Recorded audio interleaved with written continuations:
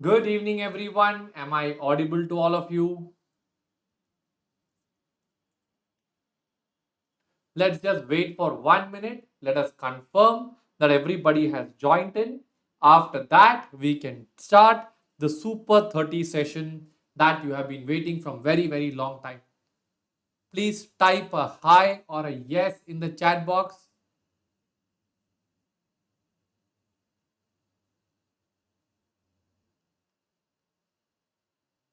Good evening, everyone. Yes, I'm audible. Fantastic. So I hope my audio video is absolutely clear for all of you friends.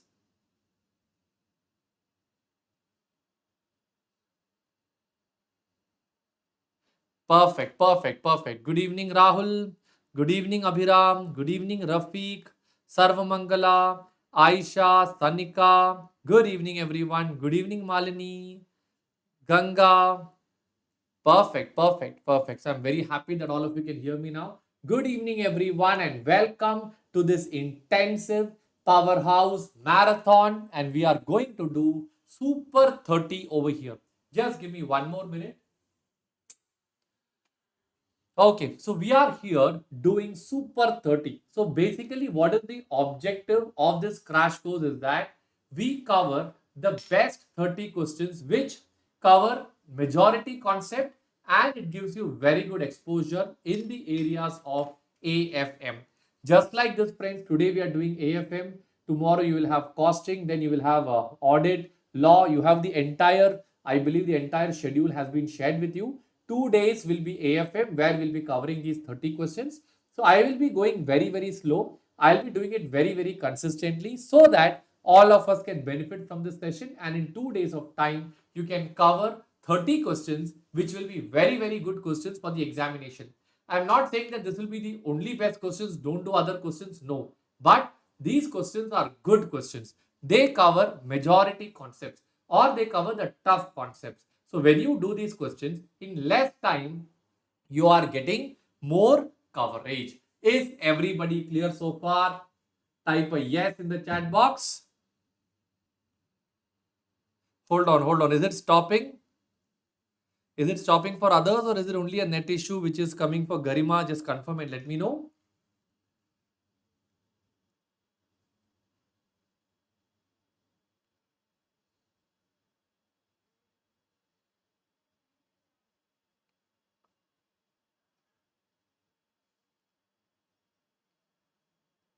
We'll just wait for 1 minute, friends, let everyone settle down. So after that, it will be very convenient for us to start off with today's session. All right.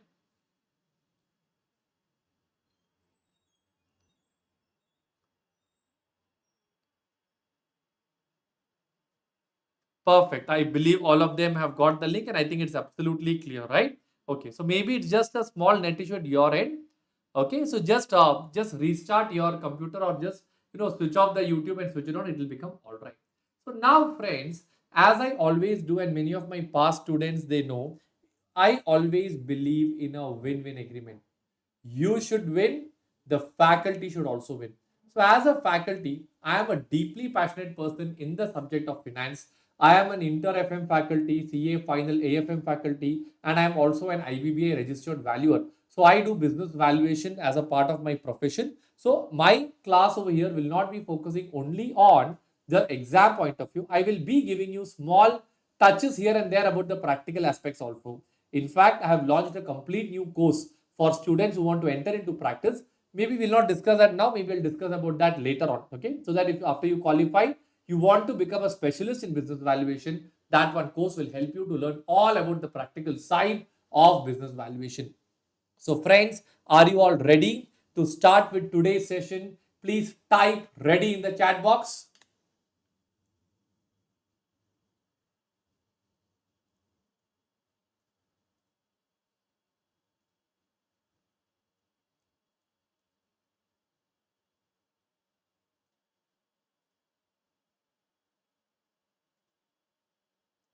Fantastic, friends. Now, just give me 1 minute time. This is the index of the questions that we are going to cover. Question 3, question 18. These are all questions I have taken from my mastery book. So let me just explain to you a little bit about the mastery book and the ODB book. There are two books which I would like to share with you as a part of this marathon, but in a way that you all use it very, very genuinely. The first book is called as the ODB book and the second book is called as the mastery book. ODB book, the full form is one day before the exam. So one day before the exam, you will not have time to work out a lot of questions. On that day, you just have to work out the ODB book, which will give you the important questions one day before the exam. Whereas the mastery book is a very elaborative book. This book contains 400 plus questions that covers questions from your study material, past 10 years question paper, RTP and MTP. All right. So now many of you would be having this doubt as to how you can access this ODB book or mastery book.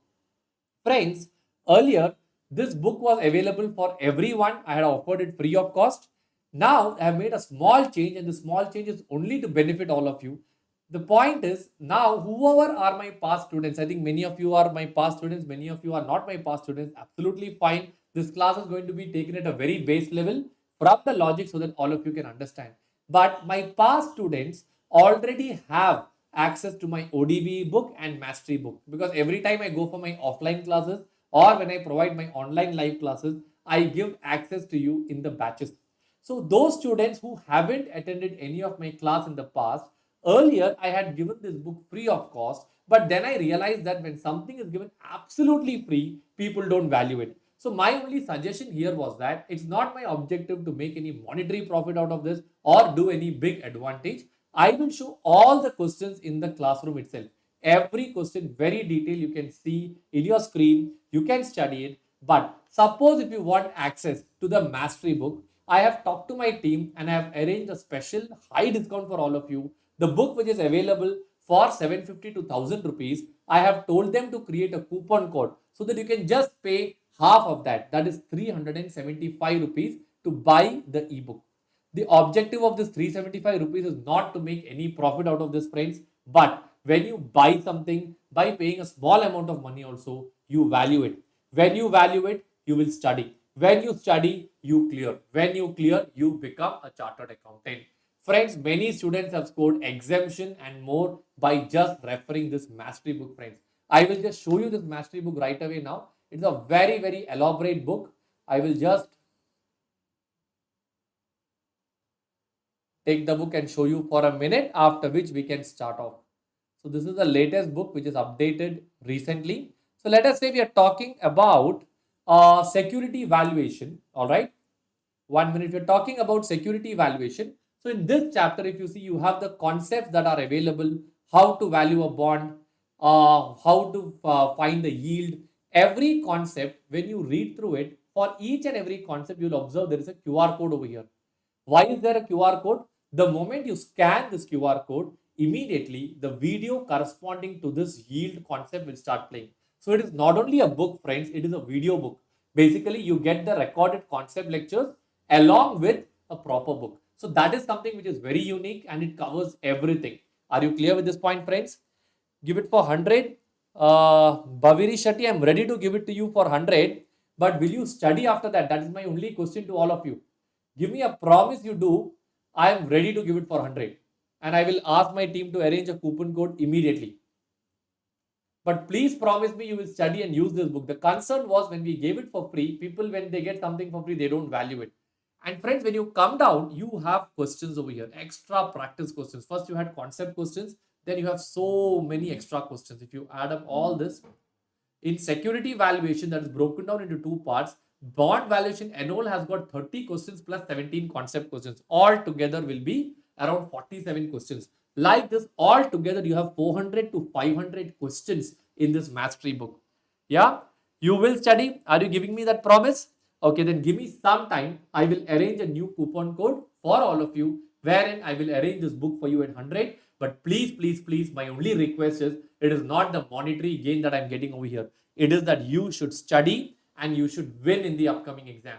For that, you must use it. If something does not have a value, you will not use it. Ultimately, that will not become a win-win situation. That is the only objective that I have over here. So what I'll do is, I will create a coupon code for the first 20 students in a way that you can access it for 100 rupees. Is that okay for all of you, friends? Great. But please study and message me after your exam. Please do that, friends. All right. Yes. So now ODB book is having, I think, around 100 or 130 questions, not more than that.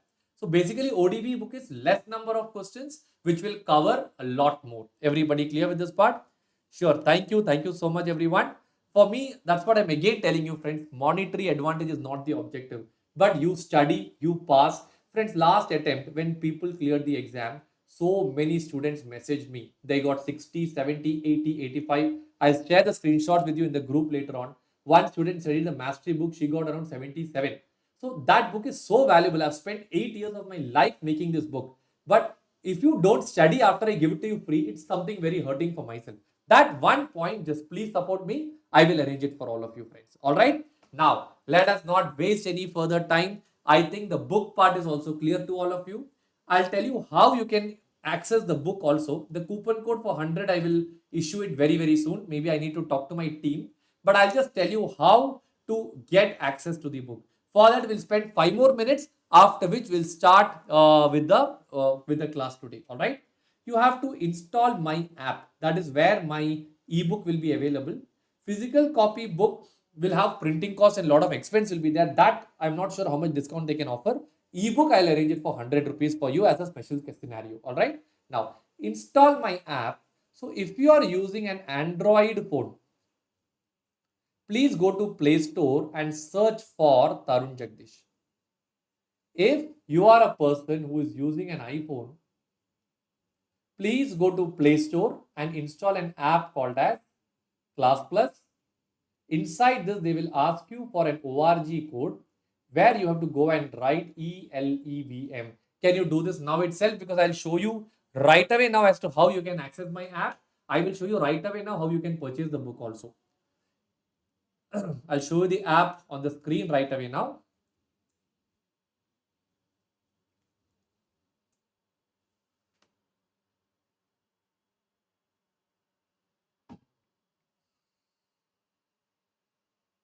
This is the app. All right. Once you install the app,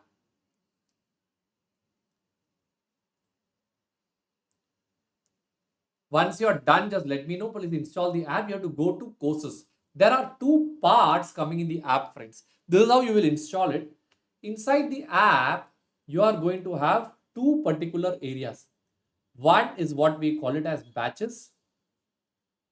Other one is what you call it as courses. Inside batches, you have a free chapter wise MCQ that is happening over here. Inside the courses, you get the AFM book. So I'm talking about both mastery book and also I will be giving you the ODB book. Sudarshan, will the recorded be uploaded for later on? Ideally, yes, but cannot assure right now. So I request you all to please stay live on the batch so that you all can learn it live itself. All right? Yes. If you have some extreme emergency, let me know. Accordingly, we can plan it up. So friends, once you install the app, you just have to go to the courses and search for AFM book. See, here is the book. Here you have to enter a coupon code. So once you enter the coupon code, the book will be available for all of you. Yeah, Meenu, there are some changes in the question numbers that when I show you in this thing, you will be able to understand.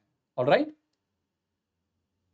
Yes, friends. So once you install, this is where the book is available. I will arrange a coupon code for 100 in maybe 2 hours of time. In between, I will have to talk to my team and arrange it for all of you. Everybody clear with this part now?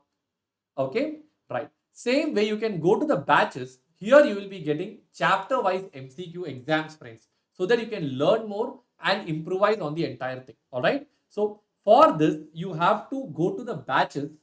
There you will see a plus symbol. You have to enter a batch code. They will ask you for a batch code. The batch code is January 2020, JAN 2026. Everybody clear with this part? JAN 2026. Once you enter this batch code, I will arrange access for my weekly MCQ. So here you will get chapter wise MCQ exam. So the moment you write the exam, you will come to know how much marks you have scored in that MCQ. It's a live online, software platform. Very, very useful for students to study and write exams on their own. Okay, friends? Perfect. Now I'm not taking much of your time. After I create a coupon code, I will again come back to the app to show you as to how you can access these videos on your own or the books on your own. Everybody clear? So shall we begin with today's Super 30 session, friends?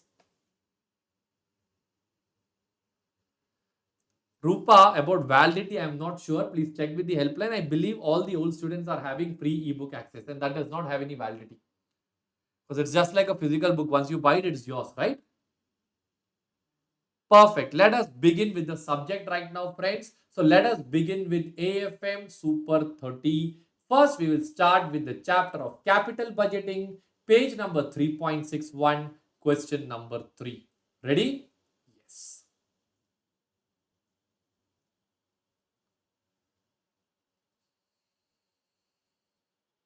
Yes, this is question number 3, page number 3.61.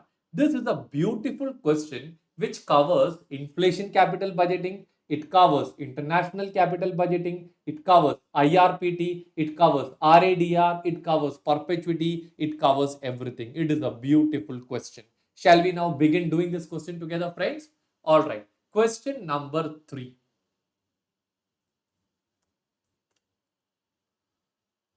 Question number 3. Page number 3.61. All right. So every question, friends, we start by writing working note number 1, basic data. All right. So friends, every question we'll write basic data, then we will write analysis, then we will write conclusion.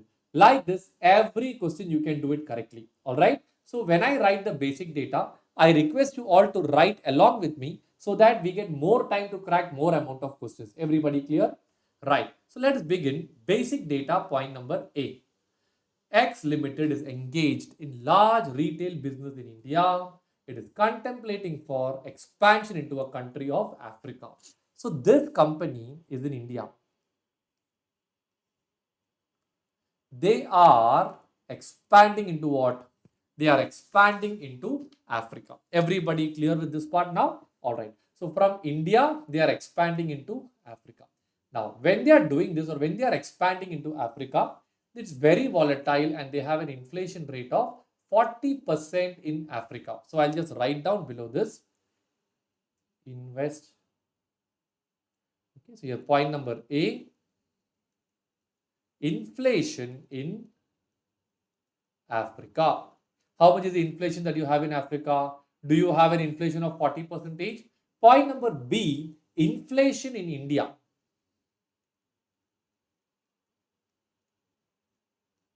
Everyone tell me how much is the inflation coming in India? That is 10%. Management of X Limited expects that these rates continue in the future also. All right. Estimated cash flows in real terms. So friends, here the cash flow is real cash flow. So when they say real cash flow, what they mean over here is that these cash flows are without any form of inflation. Everybody clear with this part? All right. So down they have told in India as well as African country for the first 3 year data is given. Year 0, 1, 2, 3. Okay, we'll write down this later. Let me come down further. X Limited assumes year 3 nominal cash flow. Nominal cash flow means what? It is cash flow with inflation. Real cash flow means what? Cash flow without inflation. So they're saying year 3 nominal cash flow will continue forever. Everybody clear with this part now? All right. So after this, we'll write down the next point. It is evaluated that all the investments using nominal cash flows and a nominal discount rate. So cash flow will be nominal and discount factor will be money discount rate or nominal discount rate. So nominal cash flows are cash flows with inflation and money discount rate is discount rate with inflation. Everybody clear with this part? The present exchange rate is African Rand 6 to 1.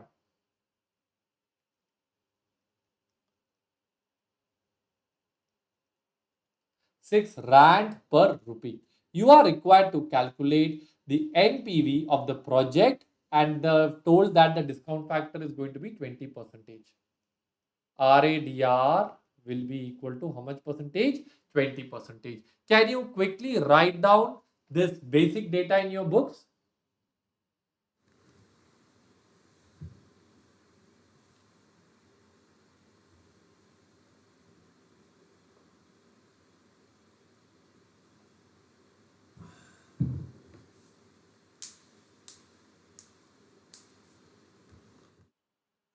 Yeah, Anirudh, I just explained at the beginning as to how you can access the Super 30 material. Can you please check the initial part of the video, initial 15 minutes I spent on that?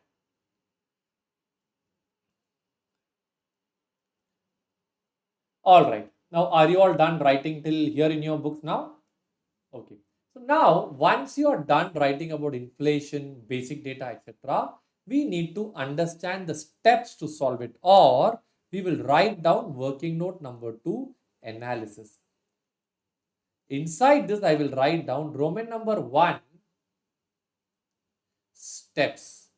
So friends, step number 1, over here, we are having real cash flow in rupee. So what are we supposed to do? We are supposed to convert real cash flow in rupee into money cash flow in rupee. Everybody clear with this part? Okay. Friends, I'll share this write up PDF with all of you. So if you're missing out on some notes, this will always be available with you. All right. Okay. Convert real cash flow in rupee into money cash flow in rupee. Point number 1. Point number 2 is going to be what? You have to convert real cash flow in African Rand into money cash flow in African Rand. Everybody clear with this part? Point number 3, after that we have to convert money cash flow in Rand into real cash flow in Rand. That is going to be step number 3.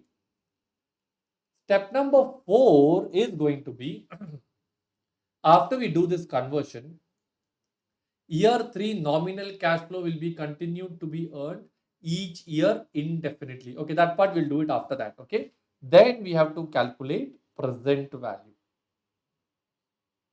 Can you quickly write down these 4 steps in your books now?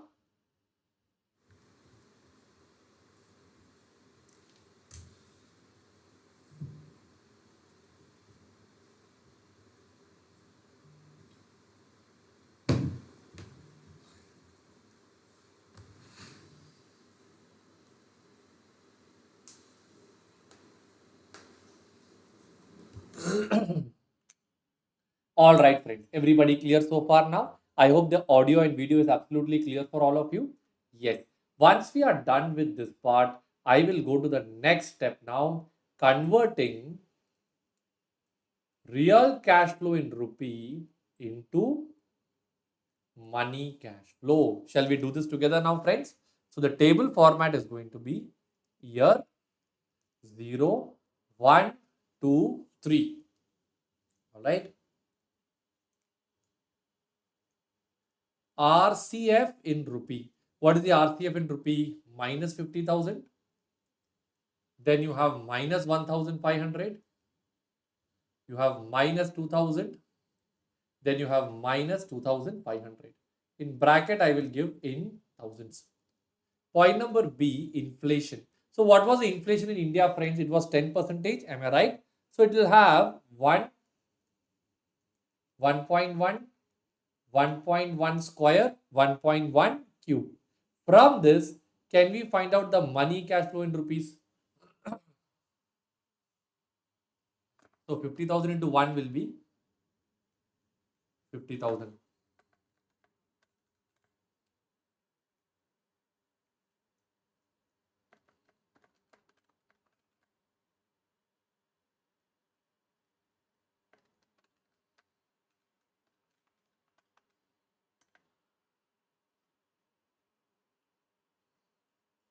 This is going to be your money cash flow in rupee. Take a minute and quickly write down this so I can go to the next part now. Are you all clear so far?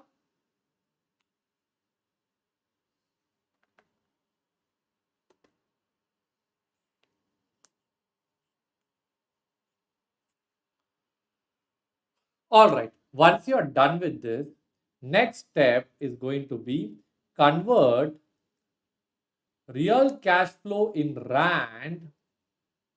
Yes, yes, Priyanka, I will be keeping the recording, but please don't go for recording. Try attending it live only, because later on what will happen is many of you will just postpone this. So I might remove the full recording. Maybe the initial 2 or 3 will be there. I may remove the full recording later on, depending upon what the other faculty members tell me. Preferably attend it live, or if you have some extreme emergency, watch it in the coming 1 or 2 days time. All right. Yes. Convert real cash flow in rand into money cash flow in rand.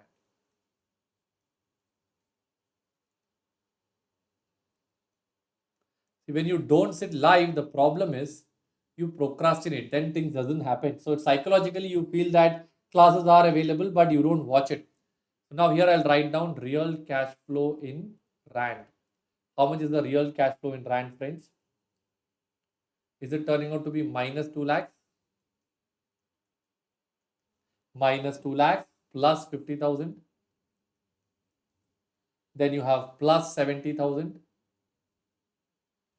After that you have plus 90,000. What is the inflation happening in Africa? 40%.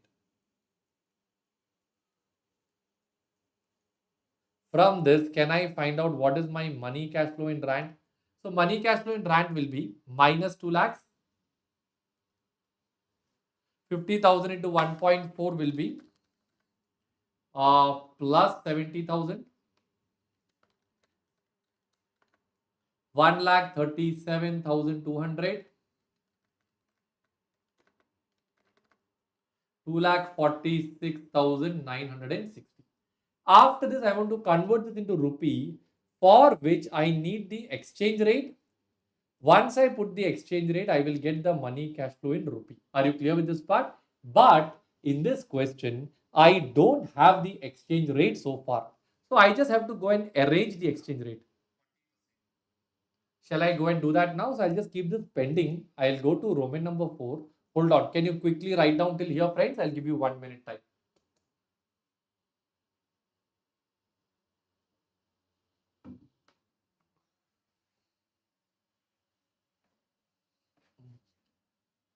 I hope the pace is comfortable for all of you.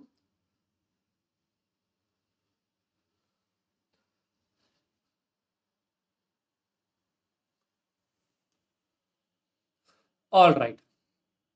Now, I'll write down Roman number 4. Future exchange rate. Okay. Here, computation. Thank you so much, everyone. Computation, and then I will write down the heading called as result. Year 0, did they say that the result is going to be 6 rand per rupee? Year 1, what is the inflation in Africa? 40%. What is the inflation in India? 10%. So we have learned the equation 1 plus RH divided by 1 plus RF is equal to forward by spot. That is the IRPT equation. Here, rand is coming as a numerator. Hence, RH will be rand. So then what happens is the formula would be 1 plus 40% divided by 1 plus 10% is equal to forward divided by 6. Do you get the answer as 7.63?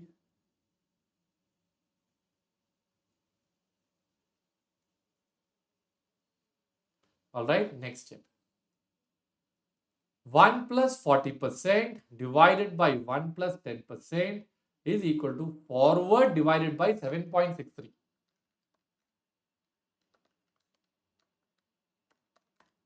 Do I get the number as 9.71 rand per rupee? Last year, 1 plus 40% divided by 1 plus 10% is equal to,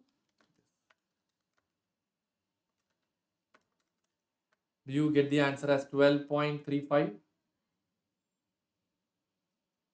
rand per rupee. Can you quickly write down this in your books now, friends? Perfect, Krishna Kumar. Can I proceed fast in that case? I'm just worried that you should not lose the flow. It will be easier for me if I go along with this. You're writing along with me, right? So can I continue?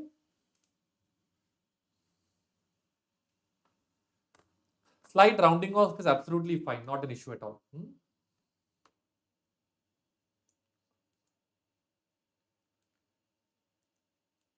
All right, fine. So I'm going to the next part now. So I think you have done with all these points. Future exchange rate is written.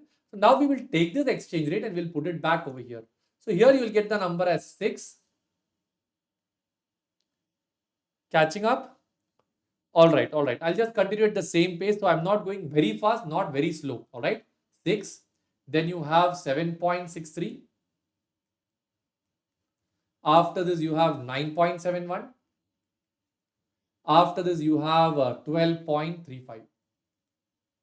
So now what happens is you will get minus 2 lakh divided by 6 will be 33,333.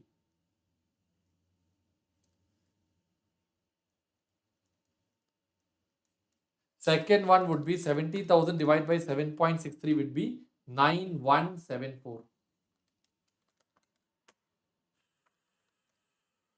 14,129.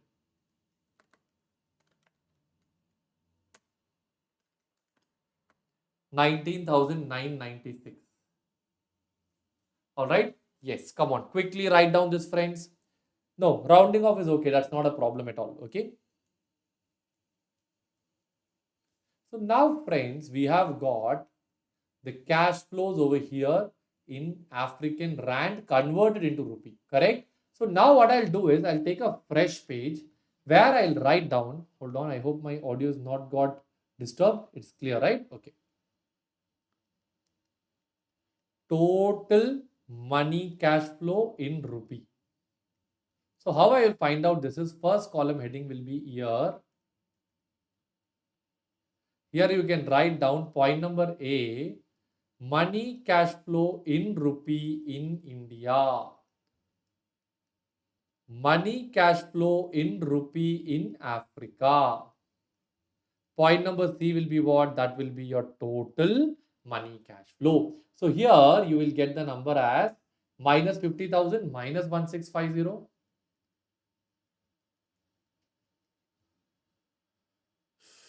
Minus 2420. Minus 3327.5. Whereas money cash flow in Africa will be minus 33,333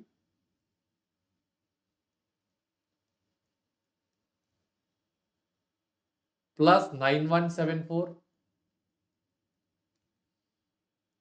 plus 14,129, 19,996.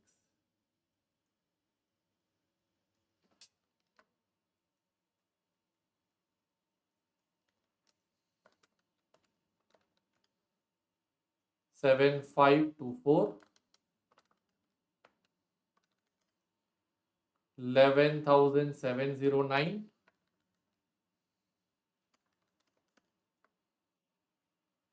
16,668.5 A plus B. So now we need to find out the present value for this one. Can you all write down till here in your books? I'll share all these notes with all of you. Okay, friends?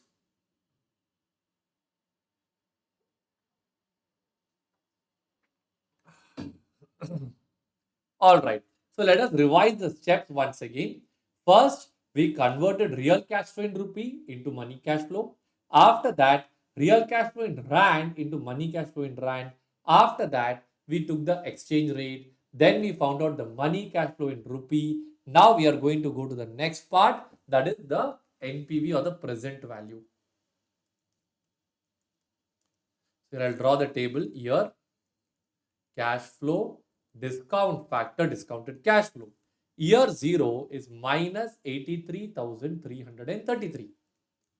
Year 1, you have 7524. Year 2, you have 11,709. Year 3, you have 16,668. All right. Then they are saying year 4 to infinity. I think it's year 3 to infinity. They'll have the same cash flow of 16,668. So it's a perpetuity cash flow formula that comes over there. So I don't think I'll put it over here. I'll put it separately over here. I'll call it as present value of perpetual cash flow. So the formula would be price at the end of year 2 is equal to cash flow at the end of year 3 divided by KE minus G, or we'll call it as discount factor minus growth. So my cash flow at the end of the third year is 16,668 divided by, what is the discounting factor that you have over here? Is it turning out to be 20% is what they told in the question, right? 20% minus 0%. They have not told anything about the growth rate. So when you do like this, you get the answer as 83,340. So that will be year 3 to infinity. Present value will come at the end of year 2. That will be 83,340. Then what we have to do? We have to take the NPV of this particular thing. So here I'll put 1, 83,333.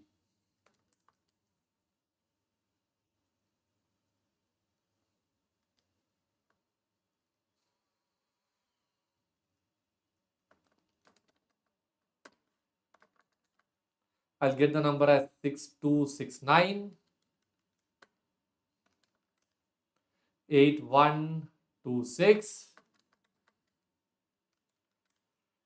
57,838.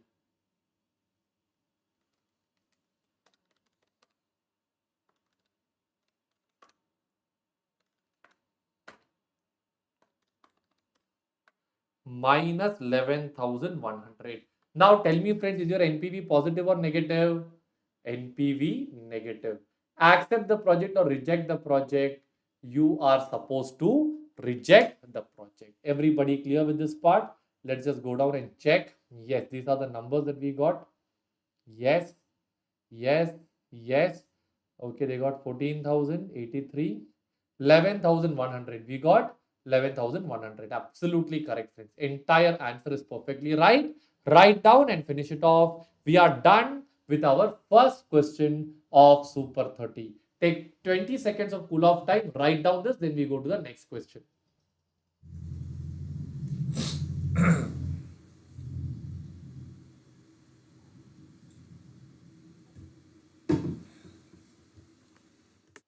I hope the class is comfortable for all of you, friends. If the class is comfortable, I just have one request. Can you please like this video? And if possible, share it with your friends also, so that maximum students can benefit from this Super 30. Perfect. Can I go to the next question now, friends? Are you all done writing till here? Fantastic. Let us go to the next question in the index. So question 3 of capital budgeting is over. Now we are going to question number 18, that is bond valuation. Page number 4.7.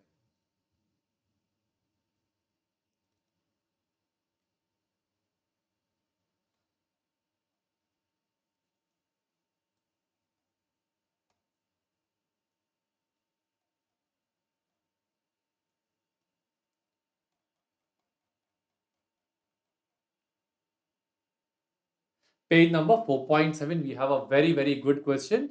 Shall we do it together now? All right. Question number 4, page number 4.7, bond valuation.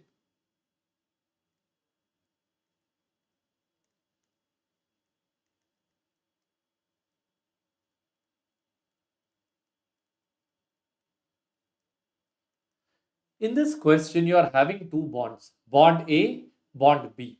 Bond A has a life of 5 years, face value of 1,000, market price of 1,000, and it has got a coupon rate of 8%. Their question to you is, if the yield is falling to 6%, will the price of the bond increase or will the price of the bond decrease? Shall we first do that part, friends? So working note number 1, basic data, or what I'll do is bond A is given over here, bond B is also given, correct? So they have given that the face value and the market price are the same. So one thing that we need to know theoretically is that if face value and market price is the same, then whatever is your coupon rate and yield will also be the same. So in that case, in the first case, bond A, the coupon rate is 8%, hence yield will also be 8%. So we'll write down over here, since coupon rate is 8%, yield will also be how much percentage? 8%. Friends, instead of doing like this, you can also solve this using method 2. Method 2 is basically the formula method. How do you find out yield to maturity? Friends, the formula for yield to maturity is coupon amount plus redemption value minus issue price divided by life whole divided by redemption value plus issue price divided by 2.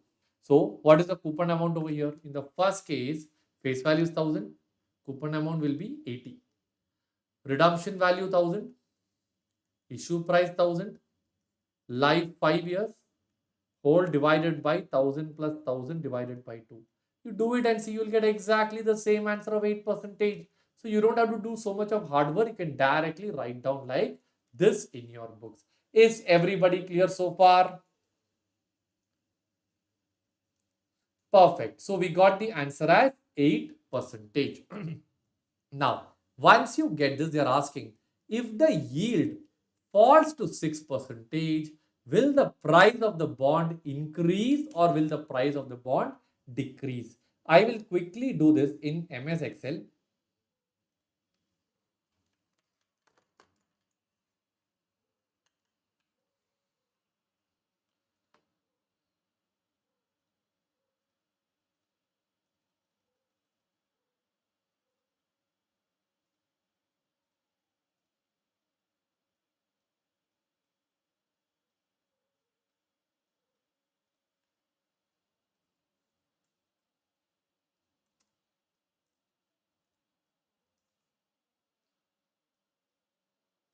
Okay, so now year 0, what is the cash flow that they have told over here?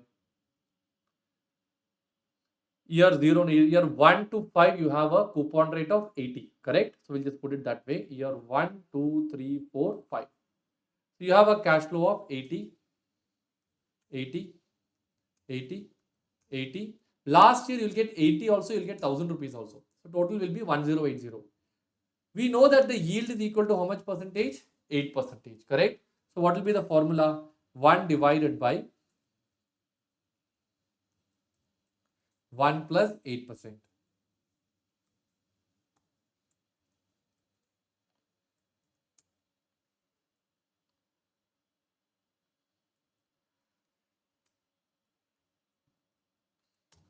Yes, so we have got the PV factors over here. All right, now we can do the discounted cash flow.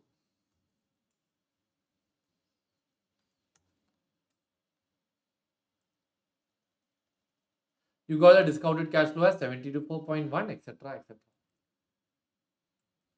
Now when you take the total, you get the total over here as how much? 1000 rupees. So friends, now at 8%, the price is 1000 rupees. Am I right? I'll just copy paste this thing over here now. They are asking if the yield is changing to how much percentage, friends? 6%. Shall we check it now? If the yield is, hold on.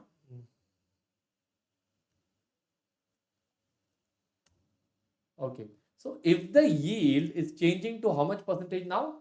6%. Let us see what will happen. First year PV factor, second year PV factor would be, 1 minute.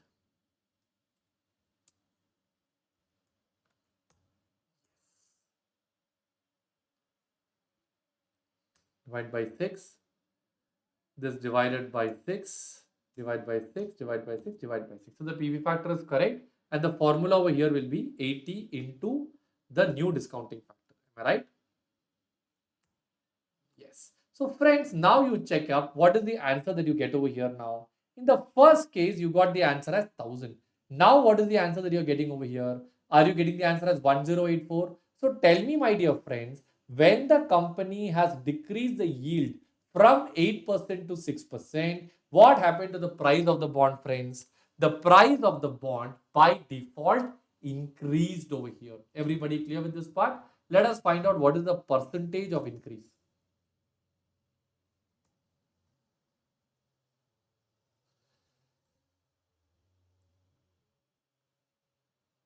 What I'll do is all the interest portion, we can take it separate. Okay, overall we can find out. So this divided by this, when I do, I get the answer as 108%. So what is the overall change that you get over here? You get the overall change as 8%. Everybody clear with this part? Let me post that table over here. Yes. So now you can all easily write down this in your books. Can you please write down quickly in your books? So we will say,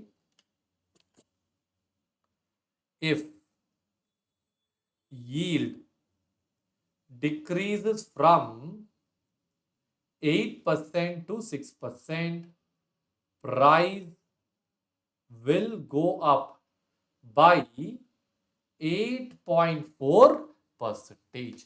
Can you all write down till here in your books, friends?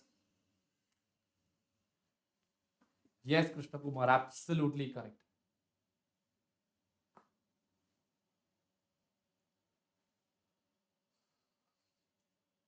I hope you are all clear so far, friends.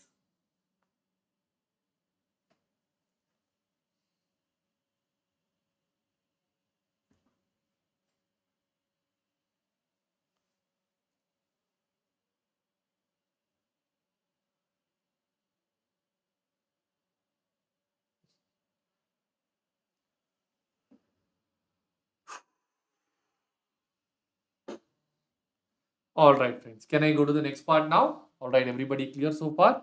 Yes. In the same way, now that we have done for bond A, I can also find out the same thing for bond B now. So I'll just show you the answer over here, friends. Look, 1083. So they have got a 5% change in the coupon. They have done year 1 to 5, and then they have taken year 5 over here separately. Okay. 8.4 I got, they got 8.3. Small change. Same way they have done bond B also. That is from year 0 to 20, 80, and then after that the 20th year. So here they have got 1000. Later on it became 1230. Overall changes how much percentage, friends? 23 percentage. Can you write down bond B on your own? Friends, don't call it as 0 to 20. Let's call it as 1 to 20. We'll keep it as 1 to 20. Year 0 is not coming over there. So we'll call it as 1 to 5. All right. Yes. Can you write down this in your books now?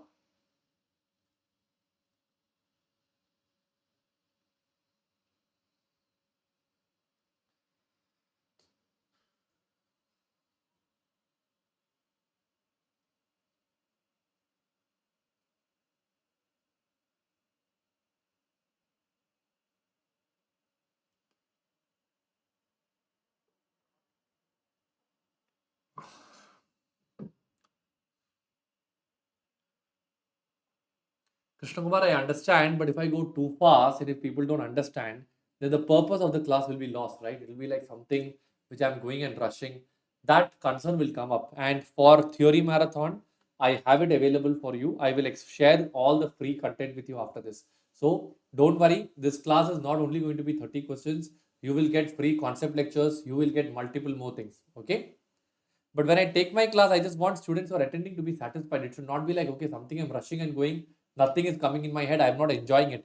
I always want students to enjoy and learn. So that way they can retain it for a much longer duration, friends. All right. Are you all done writing till here in your books, friends? Perfect. So I think we are done with this one particular question also. So question number 3 is over. Question number 18 is over. Next is question number 19. Let us go to question number 19.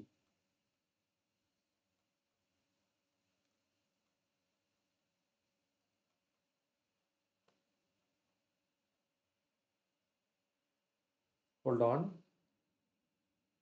Oh, I did a different question over here. Is it question number 18 is what they wanted me to do? I did question number 3 or something. I think I mixed it up with the page number. Is it? Let's see. Okay, now we have to do this one particular question number 18. Okay, which is a question on convertible preference shares. All right, perfect, perfect. Right. So let me just take this question number 18. Okay, now we have some data. Coupon rate is given.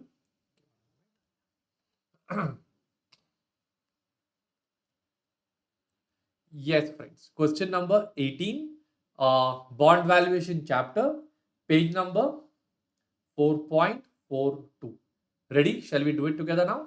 Okay. So here what happens is they have given you the coupon rate, face value, market price, conversion ratio, straight value of debenture, that's present value, market equity share, expected dividend per share. So much data is given. All right. Let's find out the hidden information from this. I'll directly go to working note number 2. Working note 1 will be basic data where you have to copy down this entire table. Okay. Now, working note 2 analysis. First thing, 8.5% means I can find out the coupon amount. So, how much will be the coupon amount, friends? The coupon amount will be 1000 into 8.5%. That is equal to how much? 85 rupees. Everybody clear with this part? Yes. Face value, market price, conversion ratio is given that we will use it. Straight value is present value of debenture, etc. etc. Okay, that's it. So now friends, what we are going to do is from this, they are asking us to find out certain points. So for example, first question is conversion value of debenture.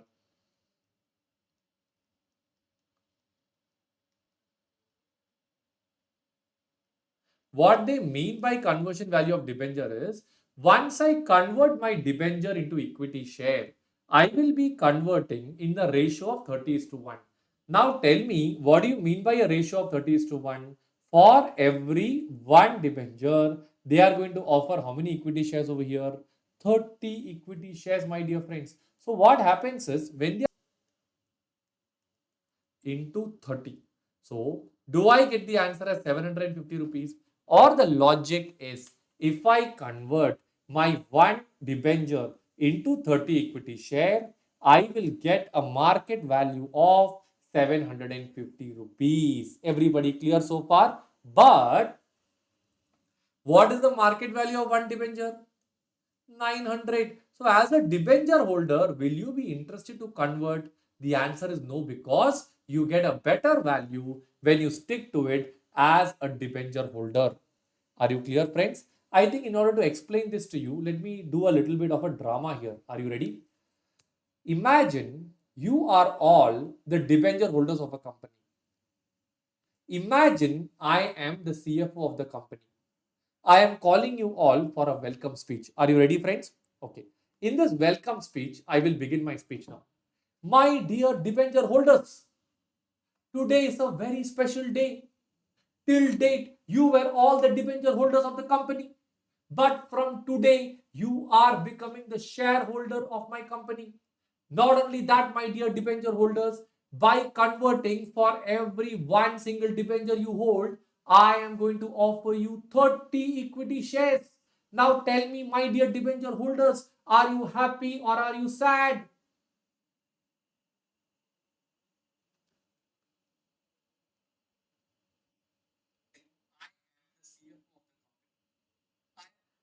Tell me, friends, are you happy or are you sad?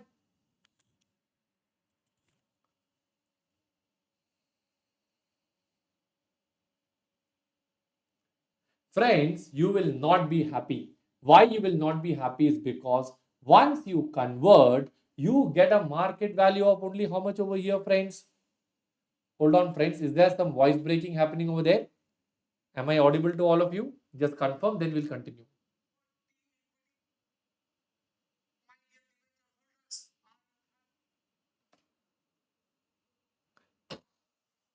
If it happens again, please let me know. Okay, if there's a voice break happening, just let me know once again. All right. Here you are getting only 750, but If you continue with the debenture, you will get how much over there, friends? You will get a value of 900. Everybody clear with this part? By doing so, you will never agree for conversion. That is where we come to the next concept, which is called as market conversion price. Working note number 4, market conversion price. So what happens over here is that I will do a reverse action. What is the market price of one debenture? Is that turning out to be 900? What is the conversion ratio? Is it turning out to be 30:1? Therefore, what should be the market price of one share? It should be 30 rupees per share. But what is the actual price of a share? Only 25. Therefore, how much should be the premium I should charge them?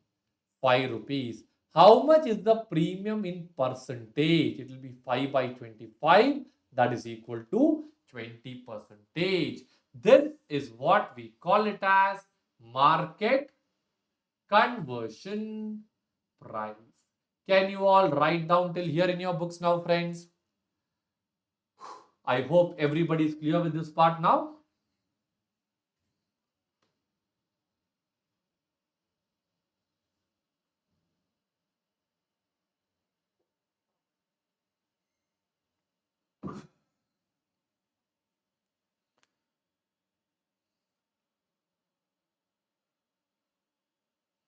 All right, everybody clear with this part?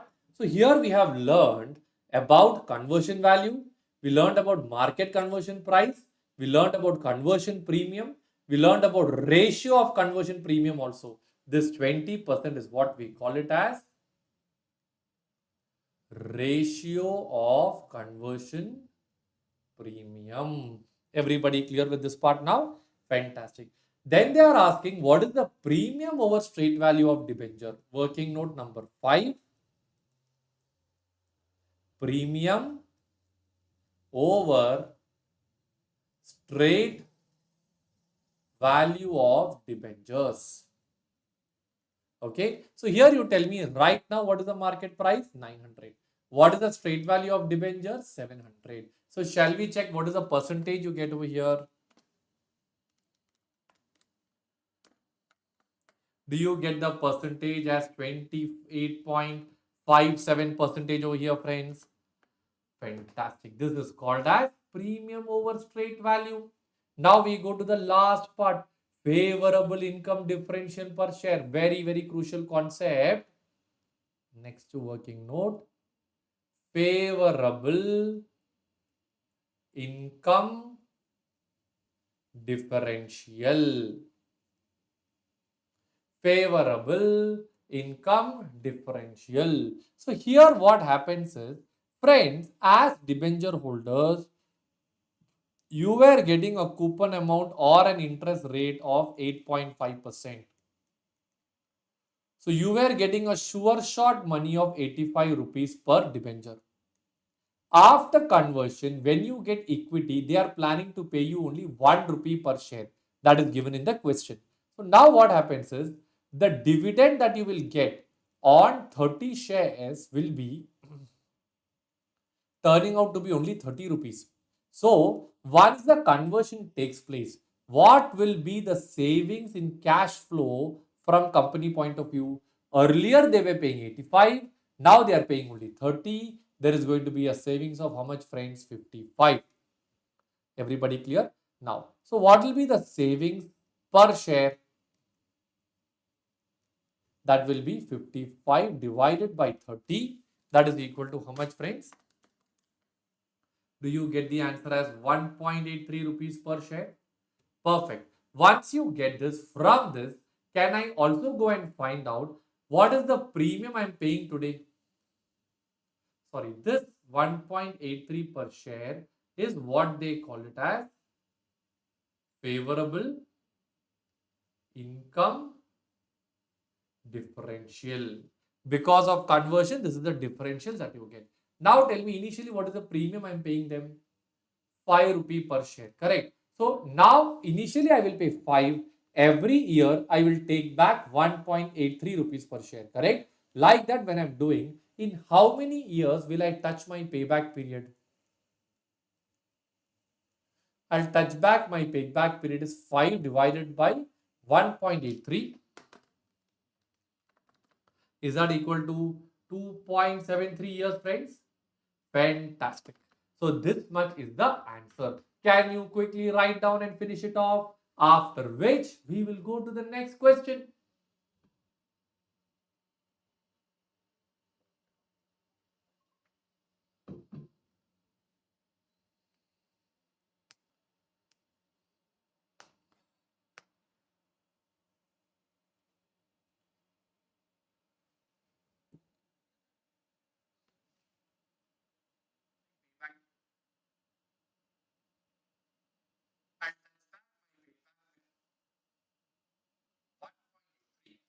Friends, somewhere in between is the voice getting stuck.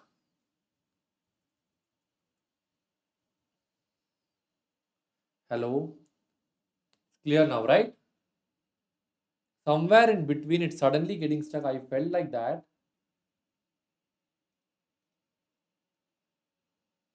Done, right?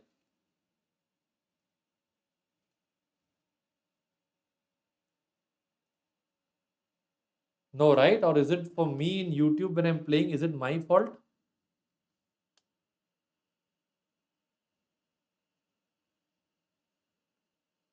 Hello? Hello, it's clear.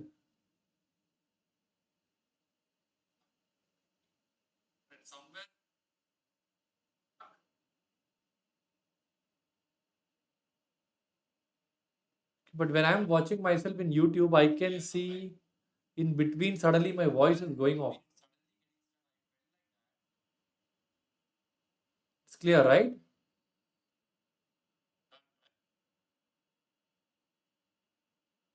Okay, maybe some concern on my phone. I'll just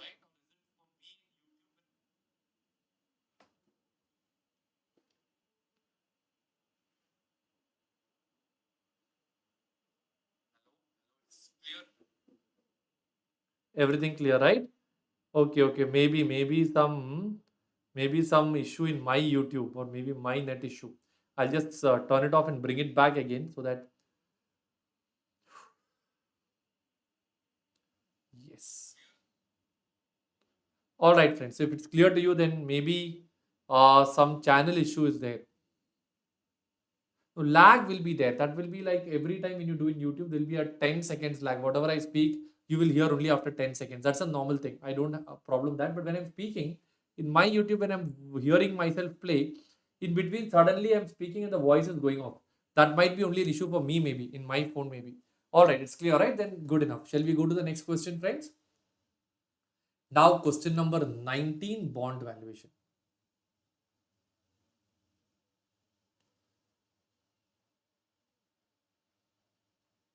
Page number, 1 minute, 4.72.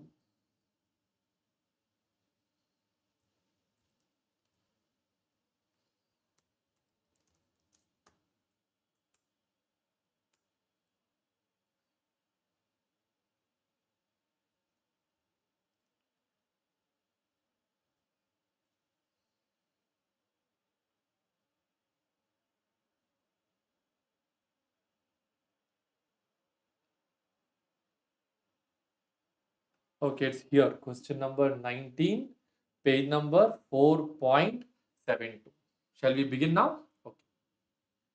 Yes, friends, let's do the next question. Question number 19, page number 4.72. Working note number 1, basic data. Every question you will start with basic data. Point number A. Mr. A needs 1 lakh after 2 years.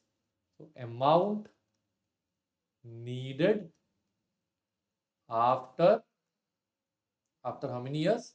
After 2 years. That is equal to how much, friends?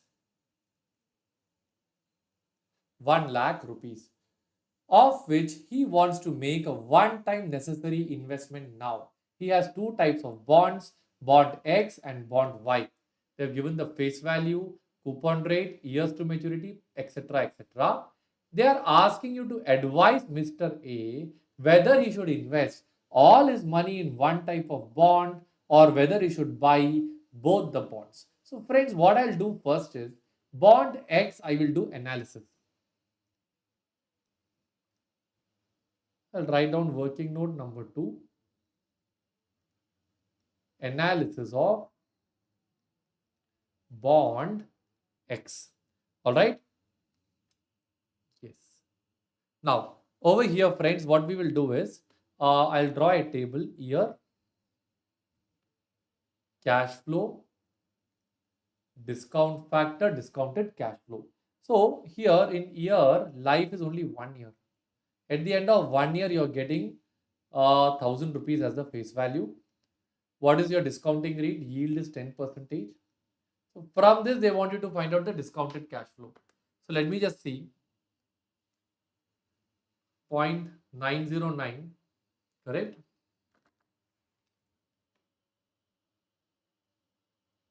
Current yield is 10%. Coupon rate is there 7%. So I forgot about that. So along with the coupon in year 1, you will get 1070. 972.63. I can also find out the duration of the bond. So the 100% cash flow happens in first year. So your duration into your weights will turn out to be 1 year only. All right. So like this, now we need to do analysis of bond Y. Friends, first can you write down till here in your books? Bond Y, I want you to do it yourself. I will not help you. Write down till here. In the same manner, you have to do bond Y. So what is the table format for calculating durations, friends? Year, cash flow, discount factor, discounted cash flow, percentage, weighted average, duration. Okay. Good evening, Krishna Maheshwari.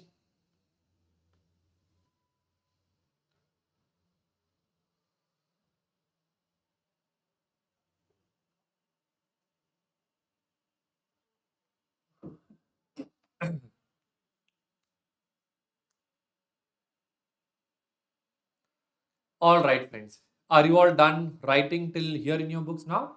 Now, friends, same way, working note number 3. What is working note number 3? Analysis of bond Y. I'll show you the question. Try doing it on your own. I will give you 2 minutes time. Find out the duration of bond Y on your own. Come on, my dear friends, do it.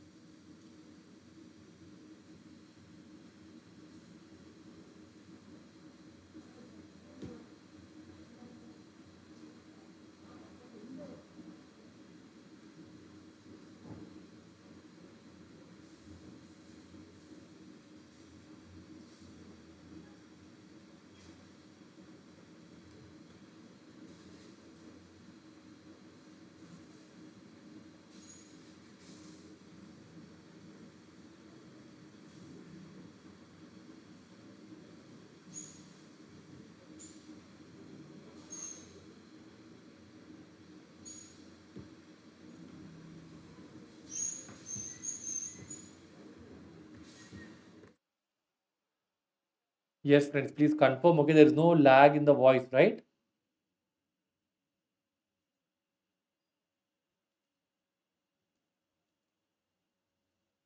High geography, premium concept. You're talking about the previous question. See, what happens over there is the price of a debenture is actually 900.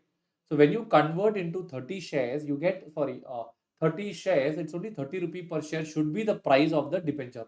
But the real price of the share is only 25. That's why there's a 5 rupee gap coming in which the company has to pay. So that's called as 5 rupee premium. All clear, right? In the group also some students message, so I was getting a bit confused. That's fine, friends. Thank you so much. So now tell me, what is the duration for bond Y, friends? Can you tell me? What is the duration for bond Y? Come on. Do it on your own and tell me the answer.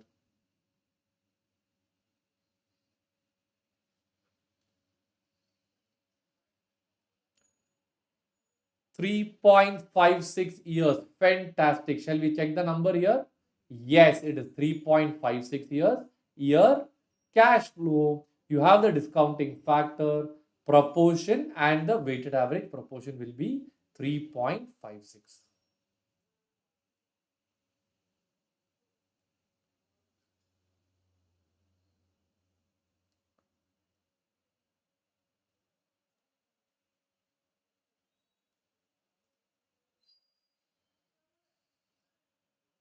Perfect, friends. So did you all get the answer for bond Y as 3.56 now?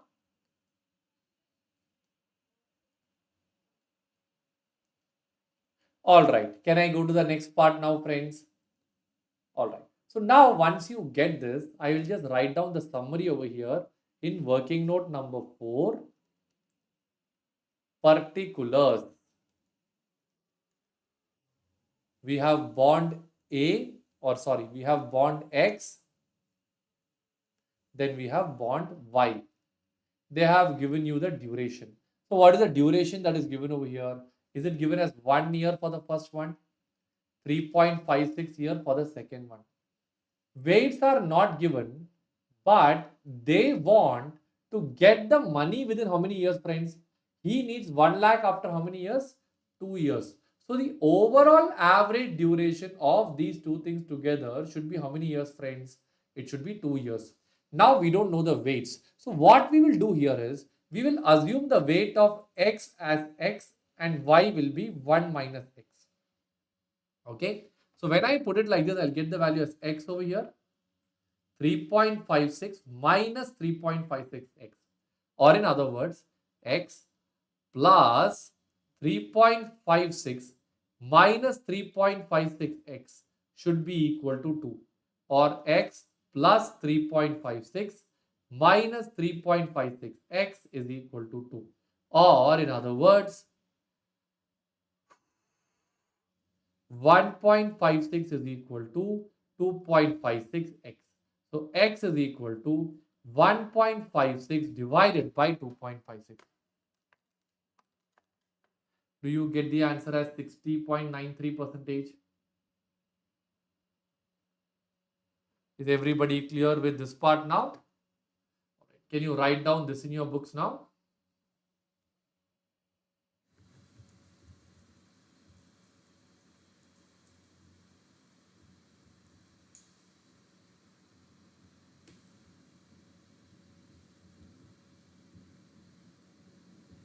Is everybody clear with this part now?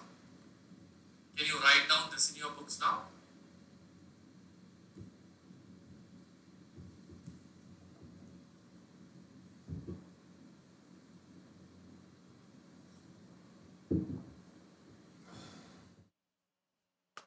All right, friends. Everybody clear?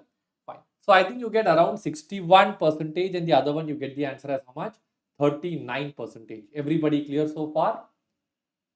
Okay. Once you get this, I will now give you the conclusion. So what they are trying to tell is, I will give a heading over here called as conclusion.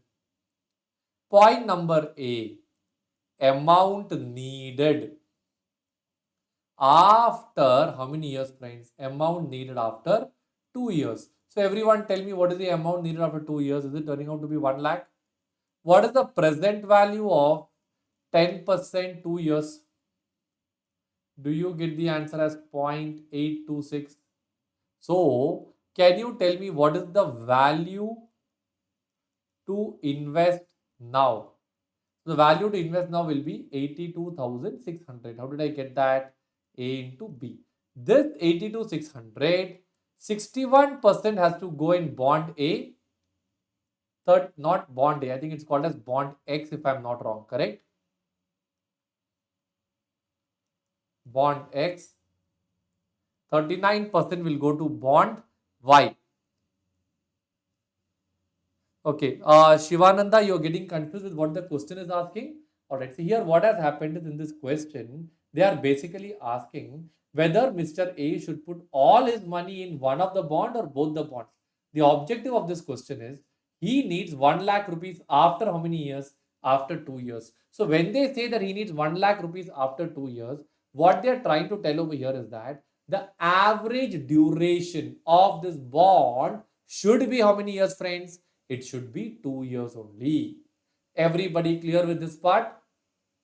Average duration should be 2 years. So to get this average duration, first I found out the duration of first bond. What is the duration of the first bond? 1 year.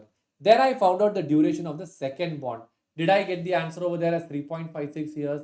Then I'm telling the overall average of bond X and bond Y should be equal to how many years?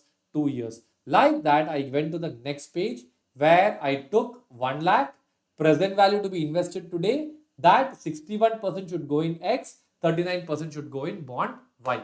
Are you clear now, Shivananda?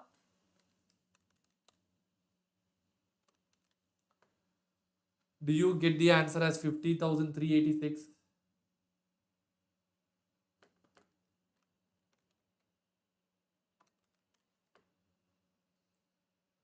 Thirty-two two one four. Okay.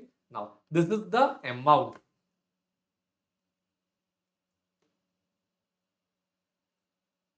Corresponding to this, we know the market price of bond X and bond Y. What is the market price of bond X? 972.73.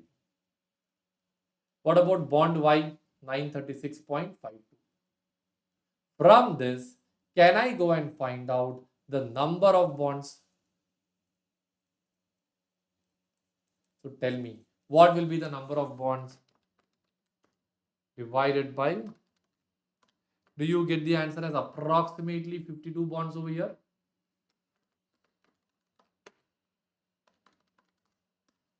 You get approximately 34 bonds over here. Is everybody clear with this part now? Write down and finish it off. We are done with this question. So they are saying that if you need your money after 2 years, today you should buy 52 bonds of bond X, 34 bonds of bond Y. Please write down in your books and finish it off, friends.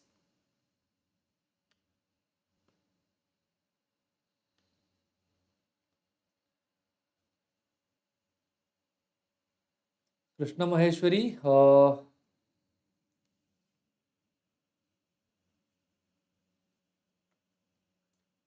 Krishna Kumar, if item is not same, you will get different durations for different bonds.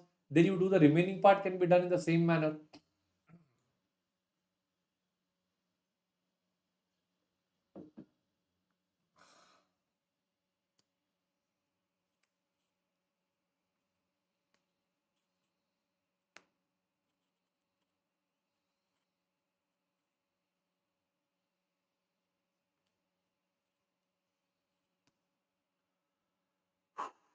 All right, friends. So we are done with this question also. Shall we go to the next question now? So we are done with capital budgeting, bond valuation. We have already done 3 questions. One I did without knowing. Now we will go to question number 26.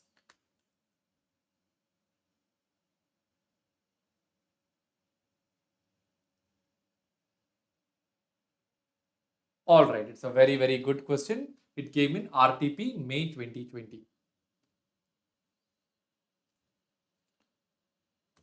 So let's do question 26, bond valuation, page number 4.81.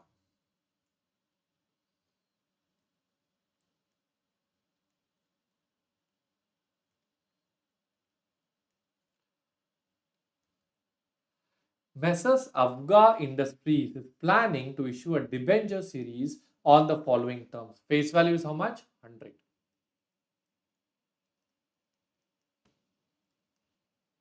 Life 10 years.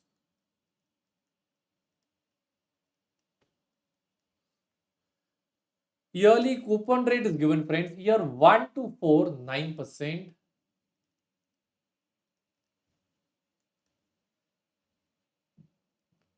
5 to 8, 10%.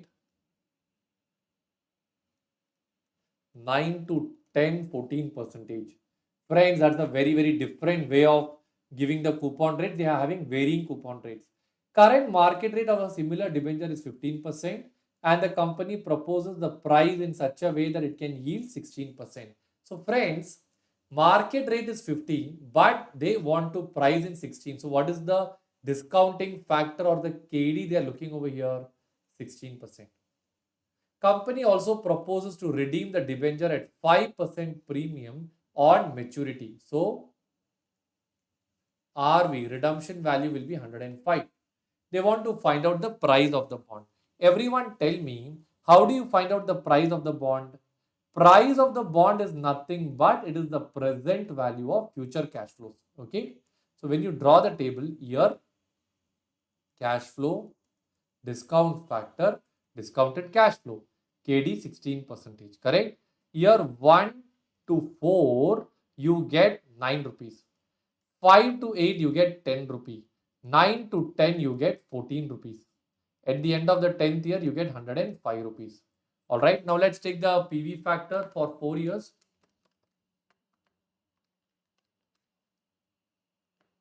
That is 2.79. Now to take the PV factor for 5 to 8, first I will take PV factor annuity from year 1 to 8. Then I'll subtract 2.79 from that. Everybody clear? 1, 2, 3, 4, 5, 6, 7, 8. 4.34 minus 2.79. 1.5. Okay. Last one, year 9 to 10.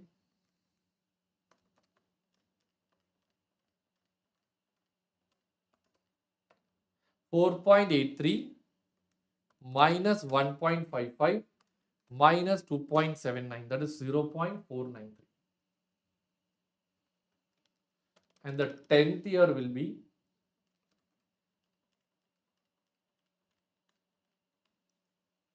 0.226. Now when you multiply 9 into 2.79, 25.11, 15.5, 6.902,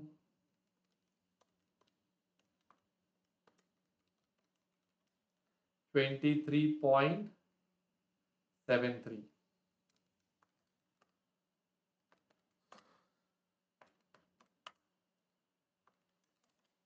71.24 should be the price. Okay. Let me cross check, friends, whether I have made any mistake over here. 71.32. Our answer is correct. Can you write down and finish it off, friends? No, Krishna Kumar, you take from year 1 to 8. Then you subtract from the 2.79. First you do 1 to 8. Then whatever you get minus 2.79, you will get the answer. Try it out.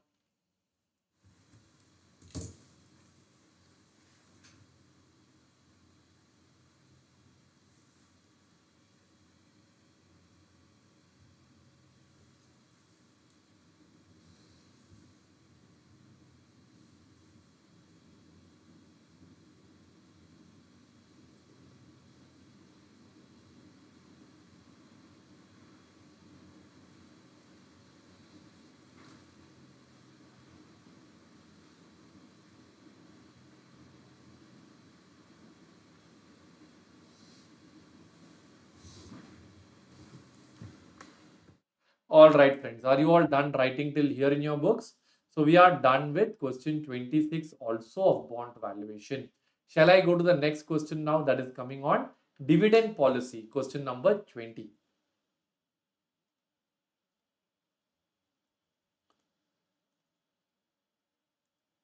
What's the page number? 4.151.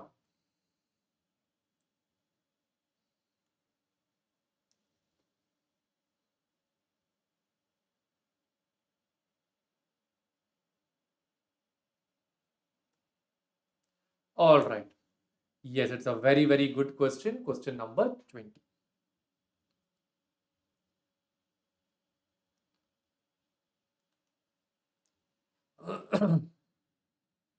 Fine, friends. Question 20. Dividend policy, page number 4.151.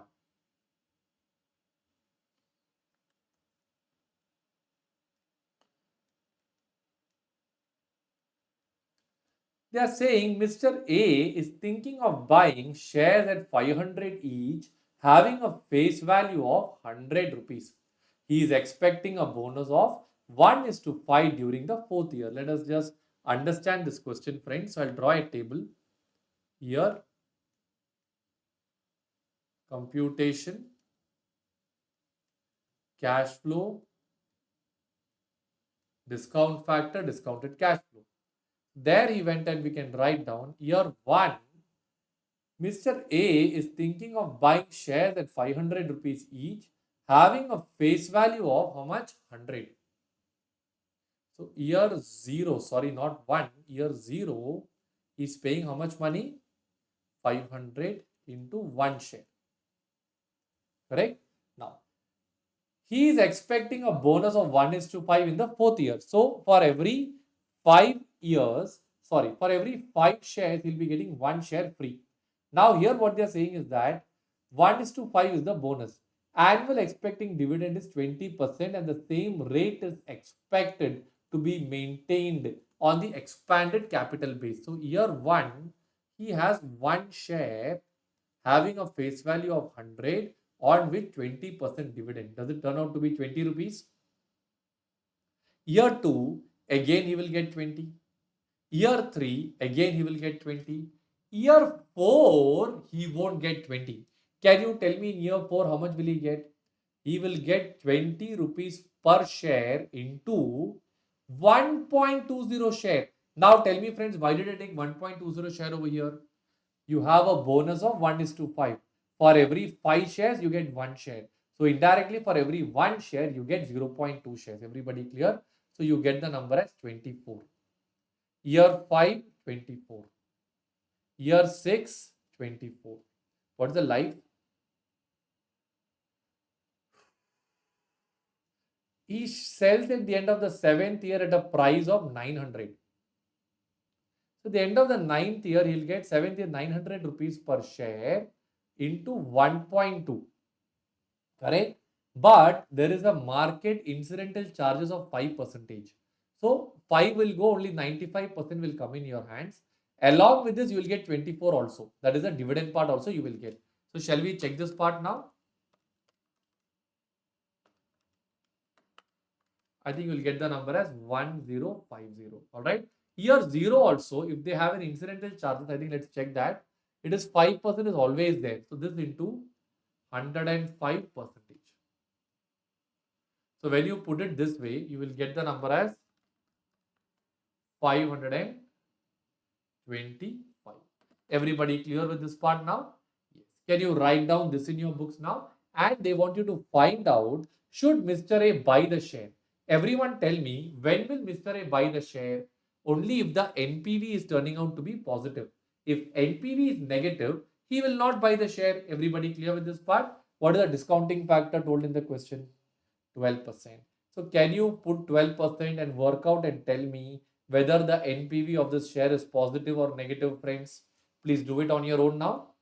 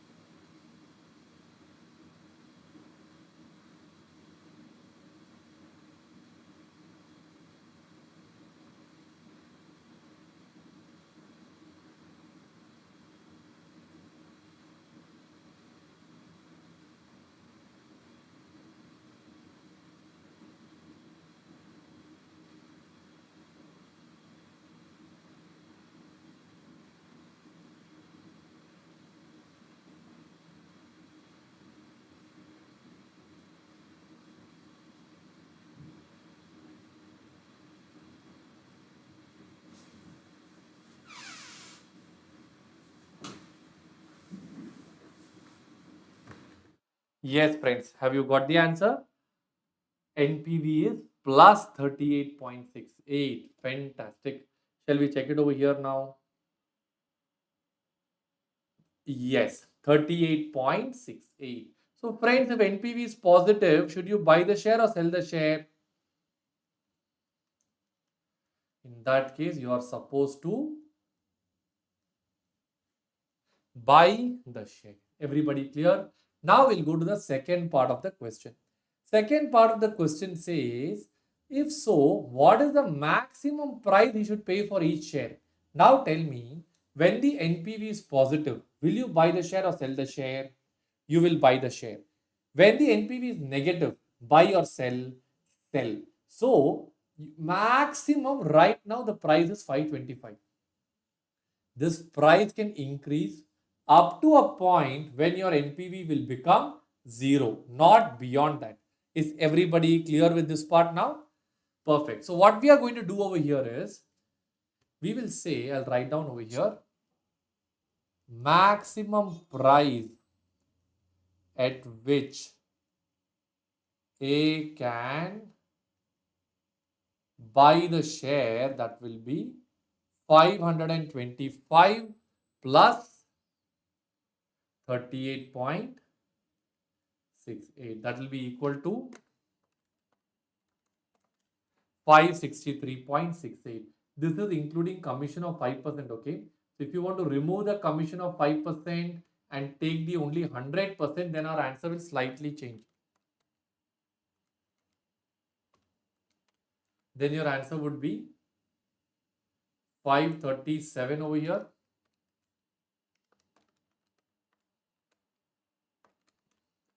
27 over here. Are you all clear with this part?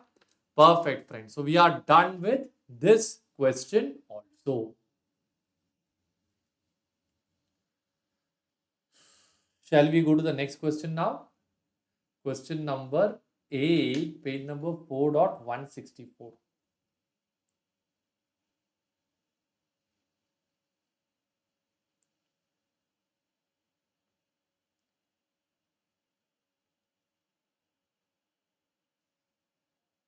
Okay, this is a question on rights issue, friends. Shall we do it now?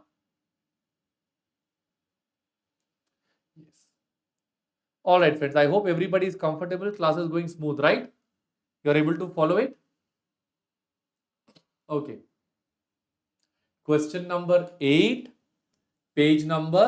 chapter is dividend policy, page number 4.164. Shall we do it now? Okay. So I'll write down over here,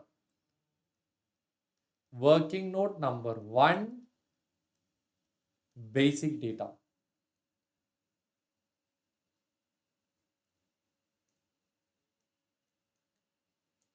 Yeah, Nabil, what happens is when you are looking at the website, there is a chances of piracy. So due to this service issue, reason, they provide it only in your tablet or in your mobile phone.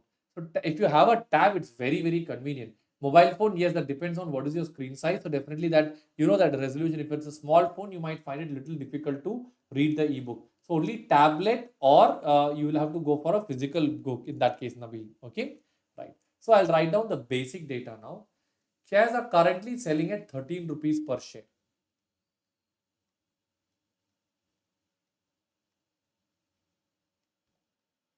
13 rupees per share.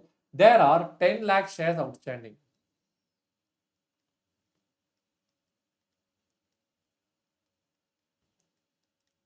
So now tell me, friends, if that is the case, can I find out the market value over here?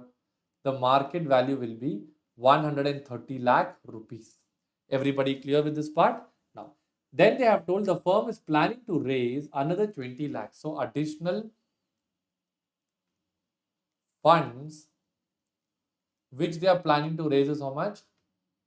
20 lakhs. Everybody clear so far? Doubt. For this, they are asking you to calculate the X rights price of a share and a value of a right if the firm is offering one right share for every 2 shares held. So what is the rights ratio? 1:2. Can you please write down this basic data in your books first?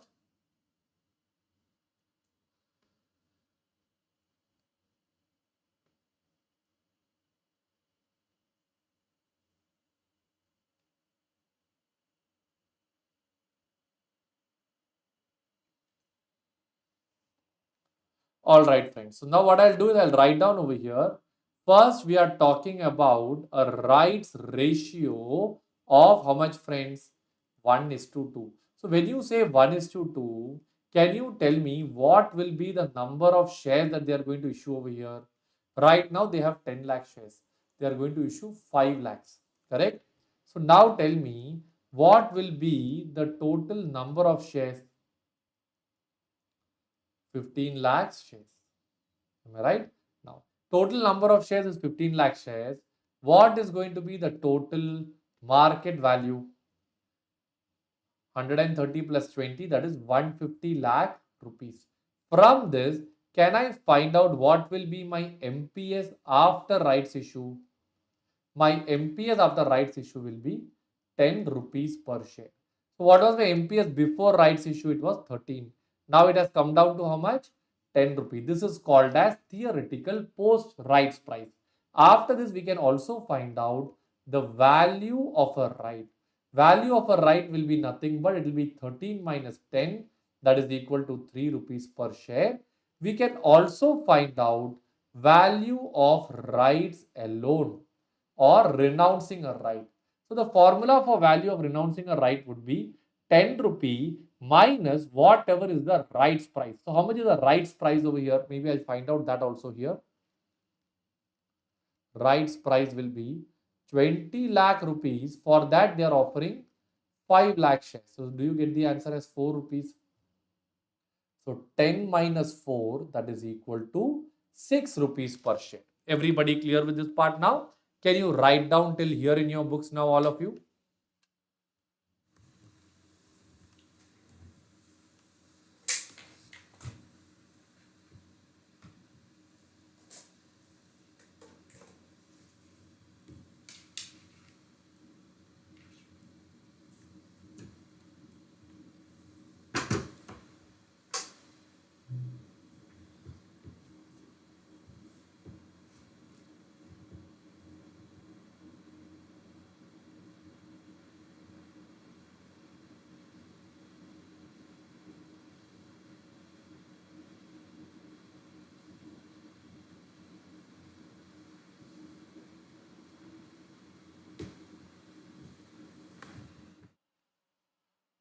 All right, friends, are you all done writing till here? Are you all clear with this part? So they are asking X rights price and the value of a right if they offer one share for every two shares held. We have got the answer for this one. Everybody clear so far? Now they are asking the same question if it's one right shares for every four shares held. So now they are asking for a ratio of 1:4. Can you try doing this on your own using the same pattern? 1:4 ratio. Take 2 minutes time. Do this on your own. Come on.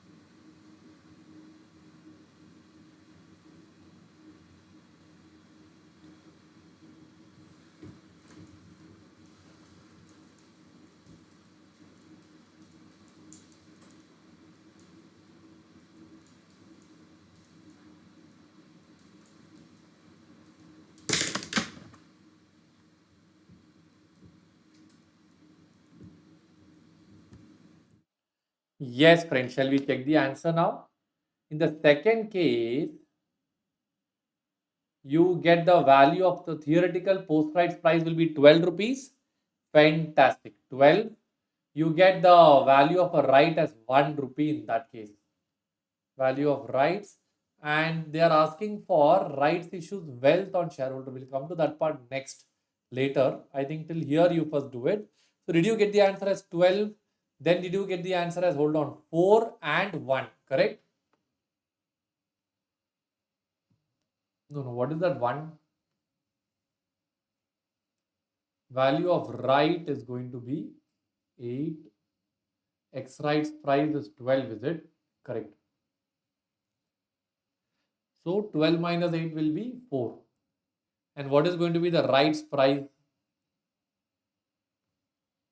Right's price will be 20 lakh divided by 2.5, 8.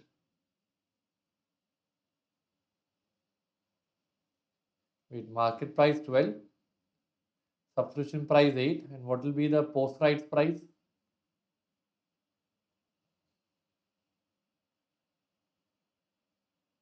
150 divided by 12.5, that is 12. I'm getting confused, friends. Can you please help me out? 1 minute. So, number of shares will be 2.5 lakh. Market value will be 150. So, it will be 150 divided by 12.5. Correct? That is 12 rupees. So, we get the answer over here as 12 rupees. Okay. In this place, we'll get the answer as 12. Fine. What about the next part? Value of a right will be 12 minus 13. That's 1. Correct, correct, correct. That's 1. Okay, they have done that here. They're done in a different manner. That's why it got confused. 1. And the value of right will be 4. Perfect, perfect, perfect. All right, friends. Value of rights alone will be 4. Everybody clear with this part now? Fantastic, friends. So we are done with this part of the question also. Now let's read the last requirement. Analyze how does the shareholders' wealth change from 1 to 2 above and right share increases. 1 minute. Analyze how does the shareholders' wealth change from 1 to 2 above and the rights issue increases shareholders' wealth. So they are asking how does the answer change from 1 to 2 above. Let's go and do this. Analysis of shareholders' wealth. Analysis of shareholders' wealth. Are you all clear with this part? Now, so when you are doing analysis of shareholders' wealth, let me just come down. So here what happens is, I'll put particulars. 1:2 ratio, 1:4 ratio. Okay. So what was the market value after rights issue? Was it turning out to be 150 lakhs in both the cases? Now, what will be the value if the person is acquiring the rights? So basically, if they are doing this particular question, they have to actually give some more additional data, like, how many shares are you trying to buy or things like that. Nothing is given over here. So what we'll do is, if I buy the rights, if you buy the rights, what happens in 1:2 ratio is, I'll just show you for 1:2 ratio. All right. What will happen is, you have an MPS of 10 rupee. It is 10 rupee per share will be the price after rights issue. Am I right? Earlier the price was how much? 13 rupees. But now you have 10 rupee into 15 lakh. So indirectly you're getting how much money over here, friends? You're getting exactly 150. So the wealth does not change. That is what we are trying to prove over here. Exactly, Krishna Maheshwari. Whether you acquire the right or you renounce the right, value or the wealth remains the same. Wealth will change only in one situation, where the person to whom they are giving the offer, they don't take any action at all. Then they will lose some money. Are you clear? So we are done with this question also on rights issue. Okay, friends, can I go to the next question now? Dividend policy 8 is done. Now we have to do question number 12. Page number 169.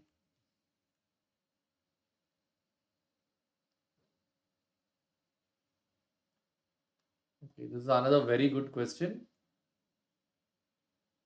Question number 12, right? Yes. Okay. So friends, it's a question on free cash flow to equity. It's also a question on business valuation, which is coming in share valuation chapter. All right. So every time we get a question, so let me just write down.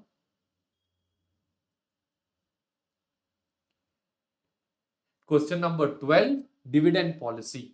It's a similar question on free cash flow method, which you will learn in valuations also.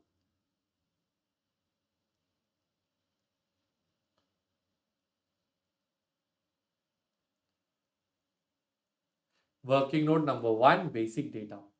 Profit of the company.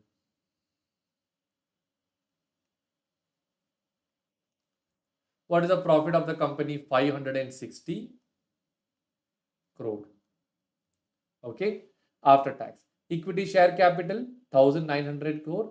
Par value 50. From this, can I find out the number of shares? So what will be the number of shares? 1900 crore divided by 50. Do I get the answer as 38 crore?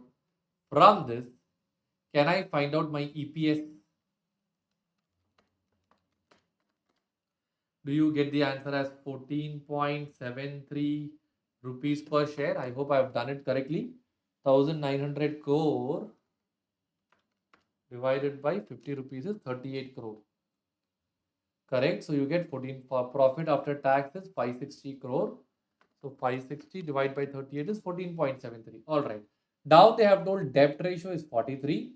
Growth rate is 7. Beta 0.1. And they have told the RF as 9.7, 9.5%. RM as 12.6. From this data, can I find out my KE using CAPM? So the KE would turn out to be RF plus beta into RM 12.6 minus RF.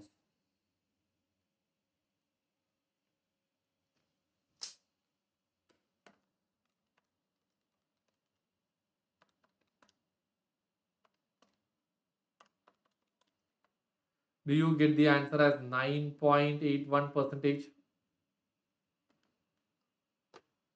Okay, 9.81 percentage. Now they have given you capex, debt equity ratio 43. So out of the whole thing, funded by debt is 43, funded by equity is 57. Free cash flow to equity, you only take the equity cash flows. Capex, depreciation, everything is given per share. That's the total. I need to convert this into equity and debt portion. Fine. Can you first write down till here in your books?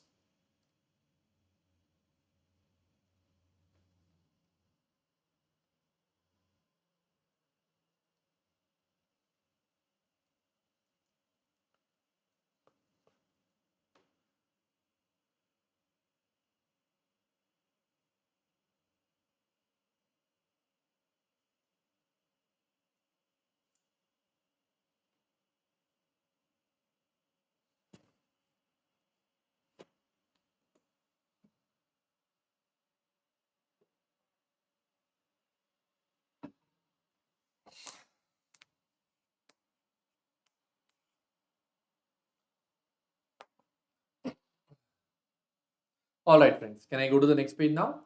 So now, working note number 2, we need to go and find out the free cash flow to equity. The formula for that is profit after tax. What is the profit after tax? 14.73. Add depreciation purely attributable to equity holders. So here, what is the depreciation per share they have given in the question? Have they given it as 45 rupees per share? Okay. So that what I'm going to do here is it will be 45 into the equity portion. So that will turn out to be, I think, 57 percentage.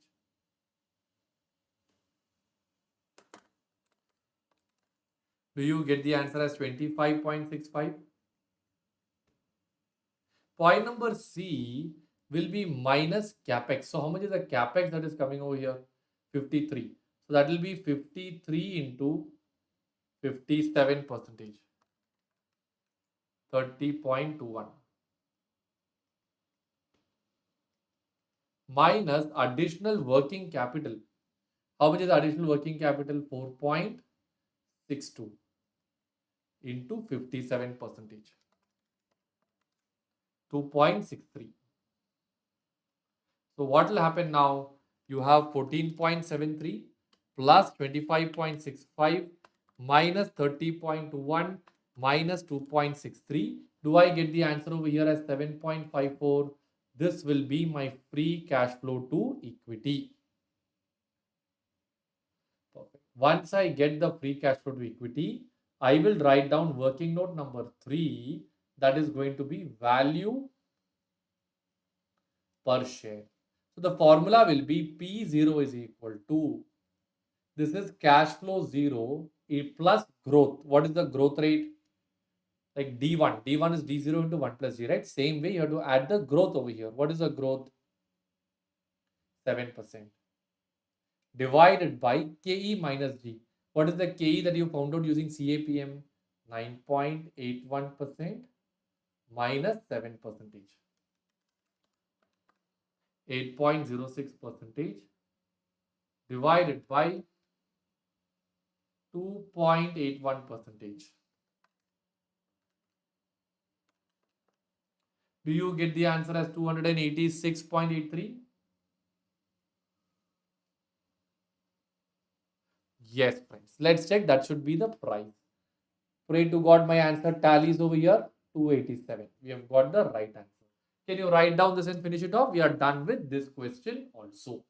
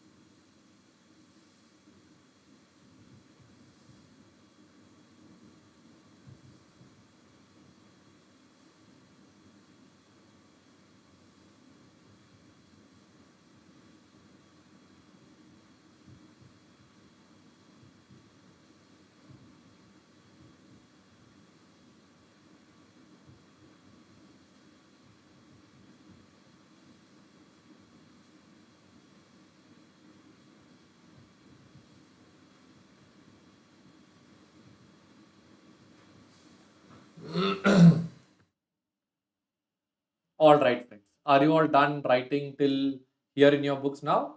So we are done with question number 12 also. Shall we go to the next question now? Question number 14. Page number 4.171.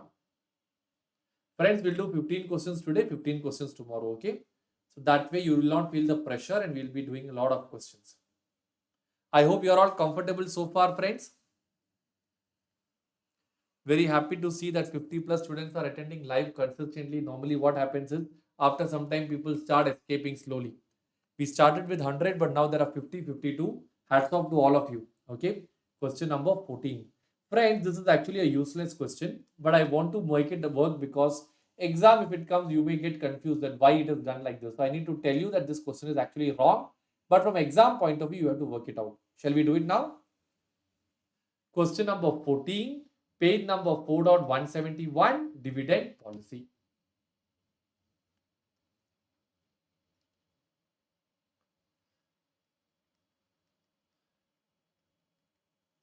Working note number 1,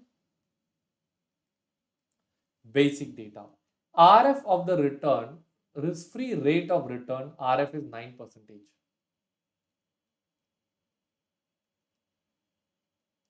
RF 9%. Expected rate of return on the market portfolio, RM is how much? 13%. Alright. Expected rate of growth for the dividend of Platinum Limited is how much? 7%. So the growth is 7%.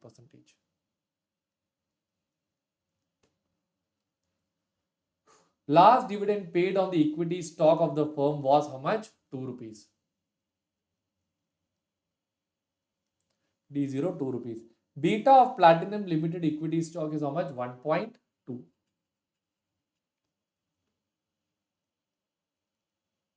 All right, everybody clear so far? Now, after you put up this data, they're asking you what is the equilibrium price. Very, very easy question. So first what I have to do, I have to find out the hidden information, which I can do it using analysis column. Everybody clear with this part now? Okay, so 1 minute. Yes, I hope I'm getting all the chats all clear, right? Analysis. So here what I'll do, I'll go and find out RF plus I can find out the CAPM return. RF plus beta into RM minus RF.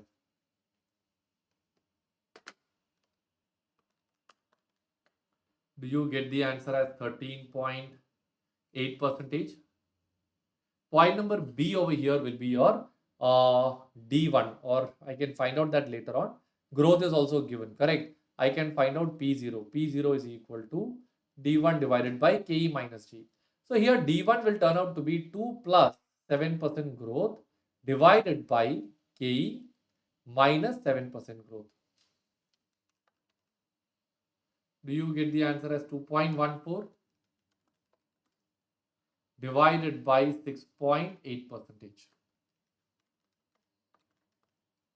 Do you get the answer as 31.48 rupees per share? Perfect. So that's the answer for the first question. First question is very, very easy. Wait.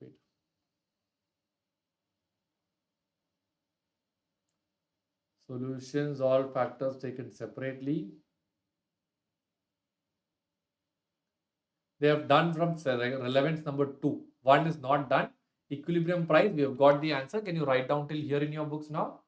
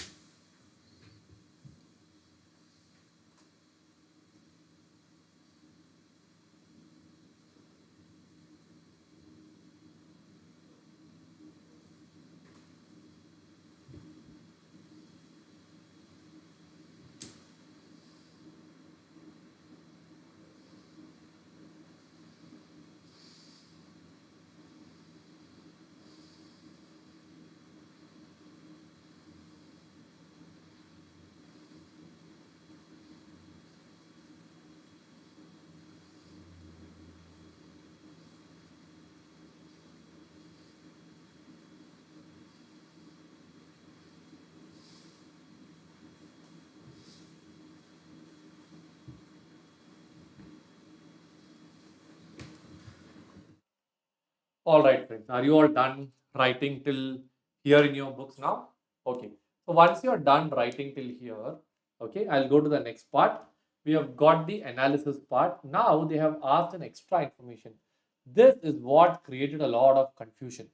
How would the equilibrium price change when the inflation premium increases by 2%? Now they have told inflation goes up by 2%. Normally, friends, there is RDR, MDR. We did in one of the first questions. Real discount rate, money discount rate. So what they are trying to tell is that when the inflation comes in, your money discount rate changes. So ideally, your discounting factor should change, correct? But what they have done in this question is they have made a mess over here. They have made multiple assumptions. Assumption number 1, inflation premium increases by 2%. This raises the RM to 15.8%. So basically, RX means the investor's expectation. We got CAPM as how much? 13.8. Now it has become how much, friends? It has become 15.8. Once you do that, other things remaining the same, you get the answer as 24.32. Then they have told growth rate is increasing by how much percentage, friends? 3%. So now, when the growth changes, what they have done, this 15.8 instead of 10%, 7%, now they will take how much? 10 percentage. Then your answer will be 57.89. Last but not the least, they have asked over there, let's go up, beta changes to 1.3. So now when beta changes to 1.3, your answer will change to be 14.2%. Everybody clear with this part? So with this new, you get a new price of 29.72.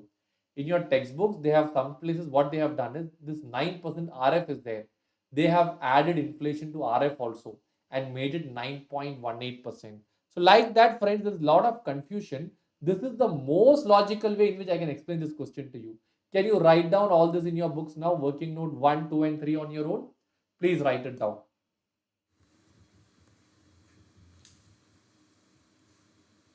And made it 9.18%. So like that, friends, there's a lot of confusion. This is the most logical way in which I can explain this question to you. Can you write down all this in your books now? Working note 1, 2 and 3 on your own. Please write it down.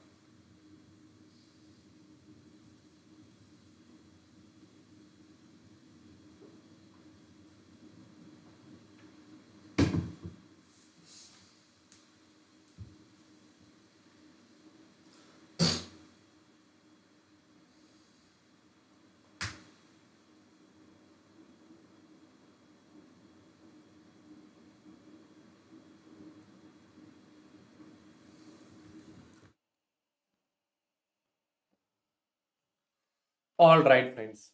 Are you all done writing or are you still writing?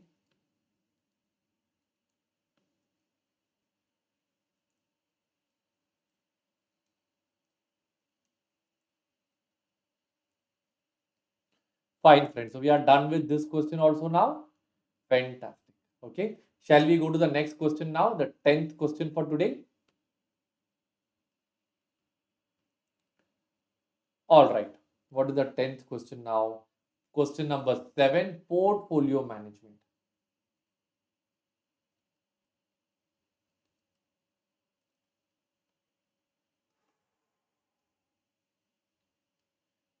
Page number 5.99.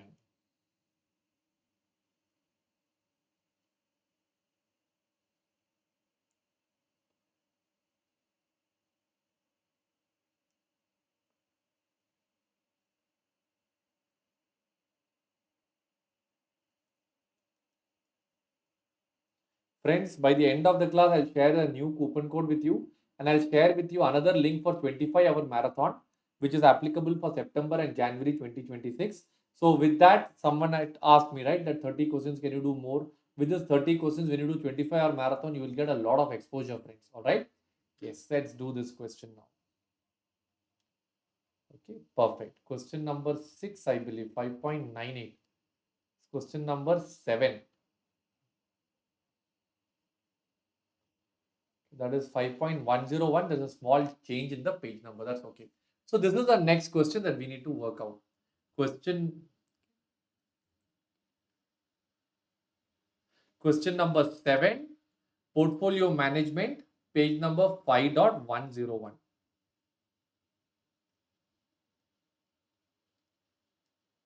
What they have done over here is they have given you a data about Krishna Limited and the dividend price per share and the average market index, the dividend yield and the government returns on the government bonds. So every year they have given you the price of Krishna, they have given you the market index and they have asking you to find out the beta. Friends, what is the logic of the word beta? For every 1% change in the market, what is the change happening in the security? To know this, we need to find out what is the 1% change happening in the market. We also need to know what is the change happening in the security aspect. Everybody clear with this part? So what I'm going to do is first I will write down working note number 1, return of Krishna Limited.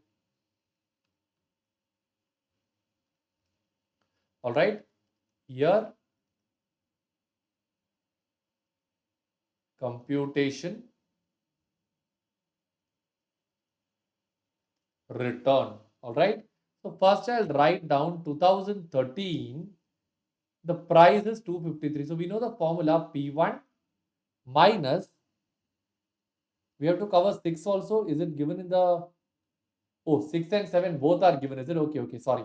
After 7, we'll do 6 Sarva Mangala. No worries at all. Thank you so much for reminding me. Okay. So what is the formula? 253 minus 245 plus dividend per share is how much? 22 divided by 245.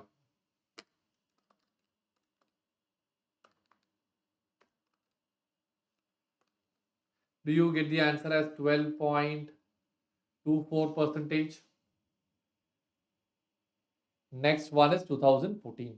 So here the formula would be 310 minus 253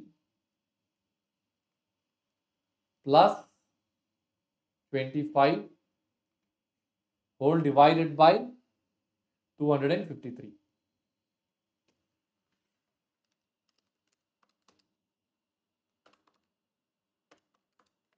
Do I get the answer as 32.41? For 2015, the formula would be 330 minus 310 plus 30 whole divided by 310.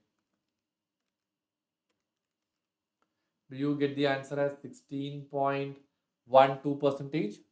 Perfect. So once you get the returns of Krishna Limited, Next, we have to go and find out the return of the market. Working note number 2.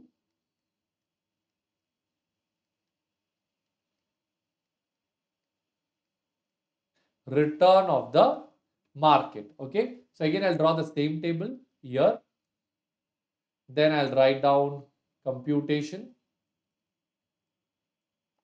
Last column heading will be what? It will be the result. Okay. So first I'll start from 2013.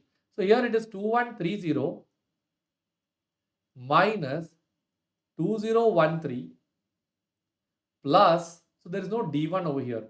Instead, they have given the dividend yield. So divided by 2013 plus the dividend yield. What's the dividend yield over here? 5%. In 2014, it will be 2350 minus 2130 whole divided by 2130 plus how much percentage? 6%. 2015, the formula would be 2580 minus 2350 whole divided by 2350 plus how much percentage? 7%.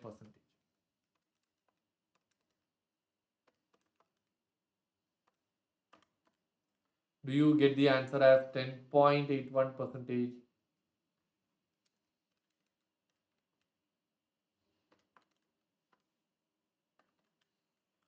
%32,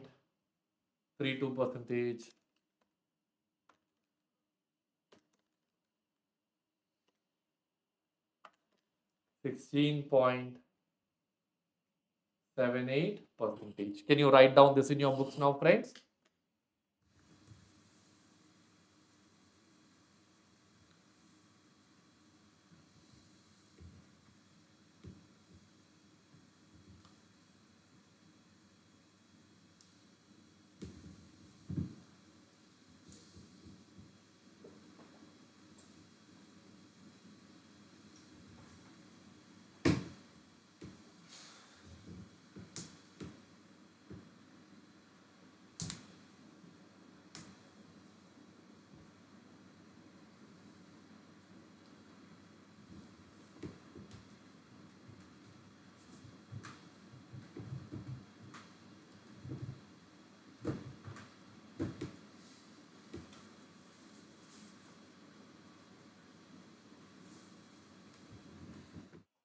All right, friends. Once we are done with this, I will write down the next working note heading, that is beta. So how do you find out beta now? X, M, XM, and the last column heading is going to be what?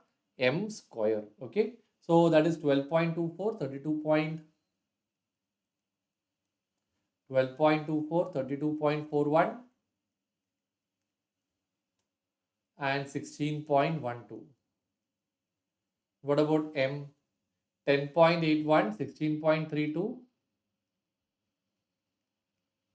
16.32, 16.78.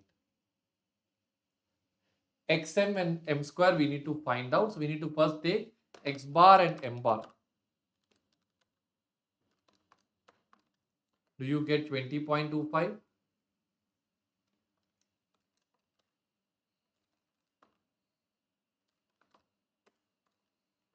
14.63.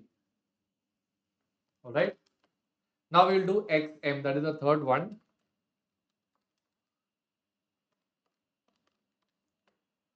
132.31.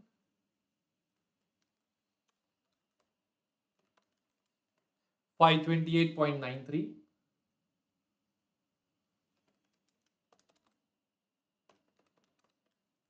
270.49.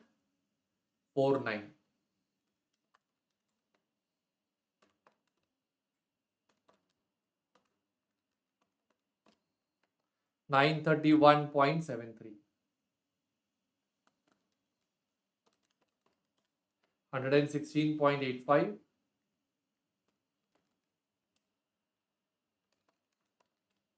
266.34.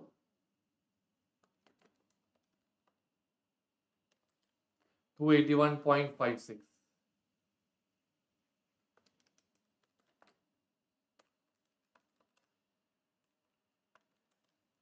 664.75. So now the formula would be sigma xm minus n into x bar m bar whole divided by sigma m square into 3 into 14.63 into 14.63. Can you please solve it and tell me what is the beta value that you get over here now, friends?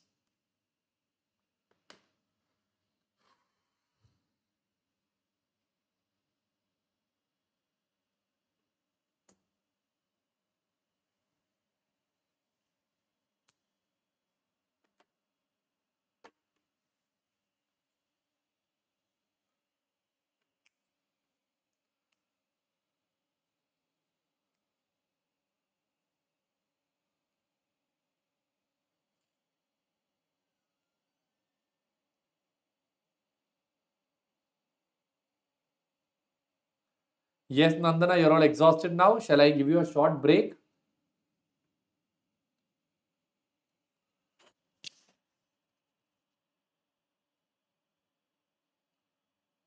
Or else I'll just not cut the YouTube live. I'll give you a 2 minutes rest break in between so that we all can just take that break and come back. If I stop the YouTube live, again bringing it back will all be a task, right? Yes, tell me friends, what is the answer you get over here now? We have done some very, very good questions. What is the beta you get? 1.897.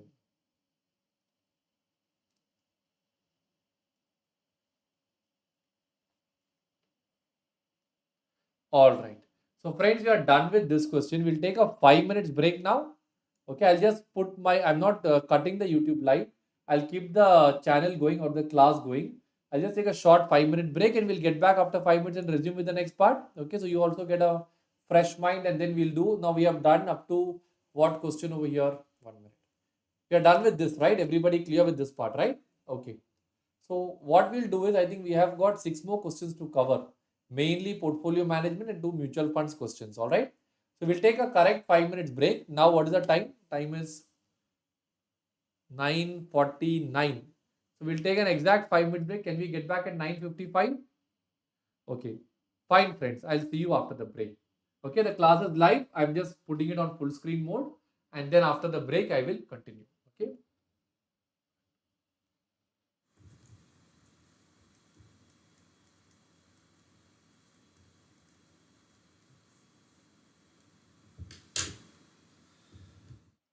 Friends, just one more help. Whenever you are free, when you are writing it down, if possible, just note down the timestamp so that you can put it in the comments.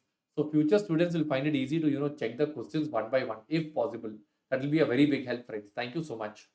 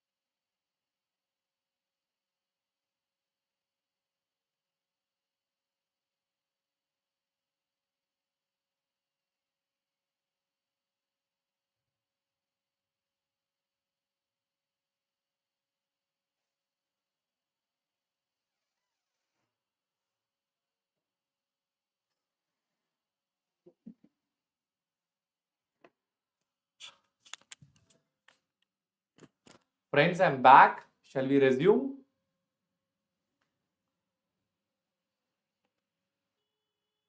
Let me just check.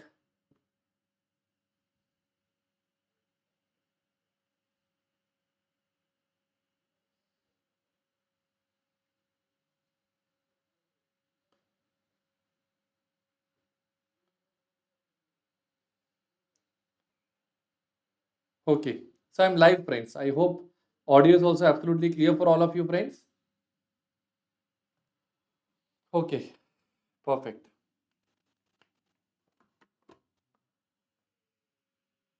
All right, friends, let's resume back now. So I hope you all are fresh from the break. Just one request to all of you, friends. Whoever, whenever it's possible, just note down the timestamps if possible. So, once the class is over, if you can just put that in the comments, future students can always refer the questions one by one, or in the future, anybody, when you're attending a recorded class also, please do put the timestamps for others' benefit. Okay. Now let us do question number 6.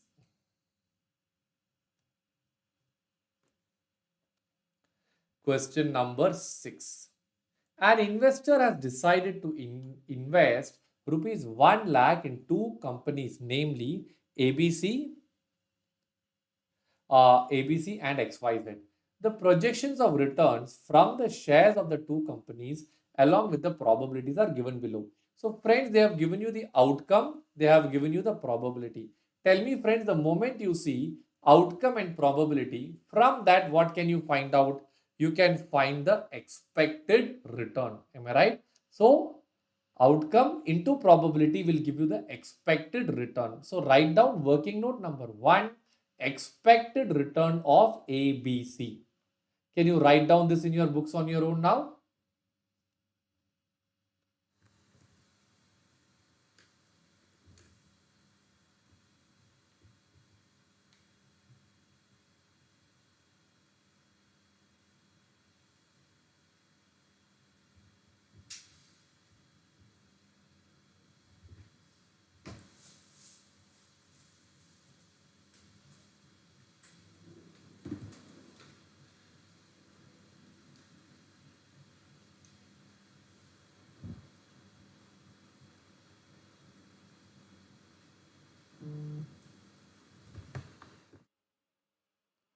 All right, friends, are you all done?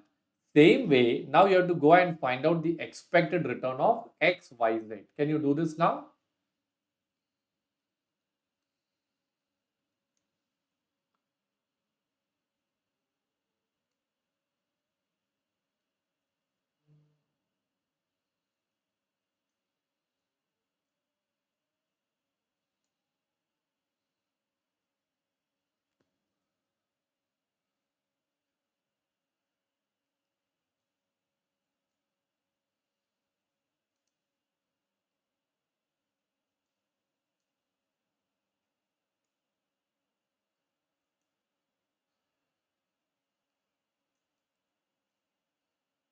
All right, friends.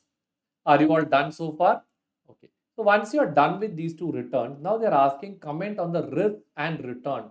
Friends, how do you find out the return standard deviation? Sorry, return is average return that we found out. How do you find out the risk? That is standard deviation. So what's the table format for standard deviation? X, P, X minus X bar, P into X minus X bar the whole square. So let's just do that now. Standard deviation X, P, X minus X bar, X minus X bar the whole square, P into X minus X bar the whole square. Can you write down this on your own now, friends?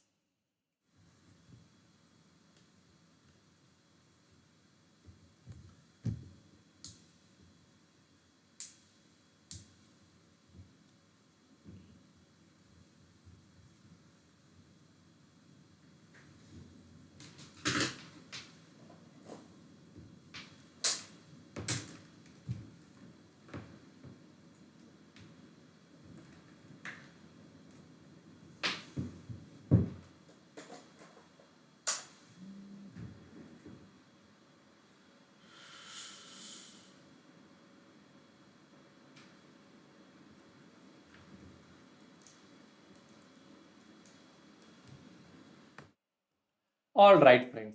Once you're done writing with the standard deviation part, now you have to do the same thing for XYZ also. Same table format. Can you do this on your own now?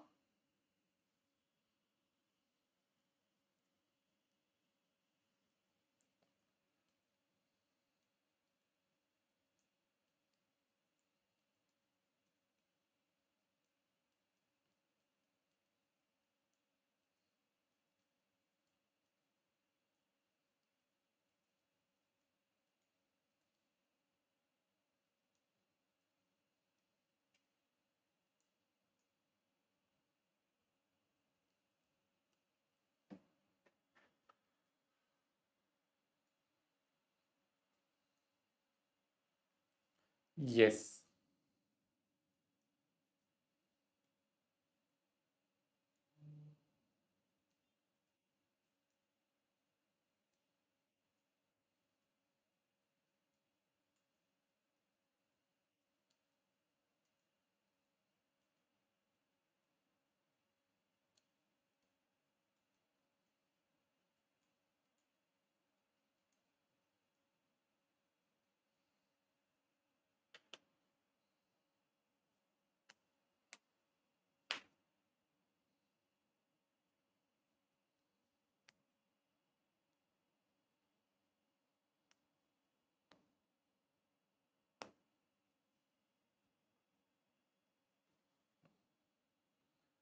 All right. Are you all done writing till here in your books now, friends?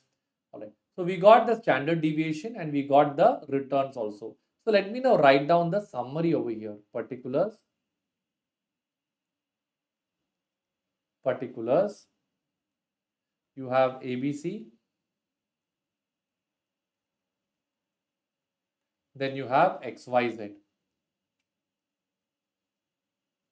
Return, you get 12.55. And what is the return you get for the other company? 12.10. What about the risk for ABC, friends? 12.95. And what about the other one, XYZ? 11.27. Everybody clear with this part? Now let's read the next part of the question. Now they are asking, compare the risk and return of these two securities if they are having an equal proportion. So friends, if you want to find out the combined return, what will be the formula for that? Can you tell me? It will be 12.55 into zero point 0.5 plus 12.1 into zero point 0.5. So can you tell me what is the answer that you will get over here now?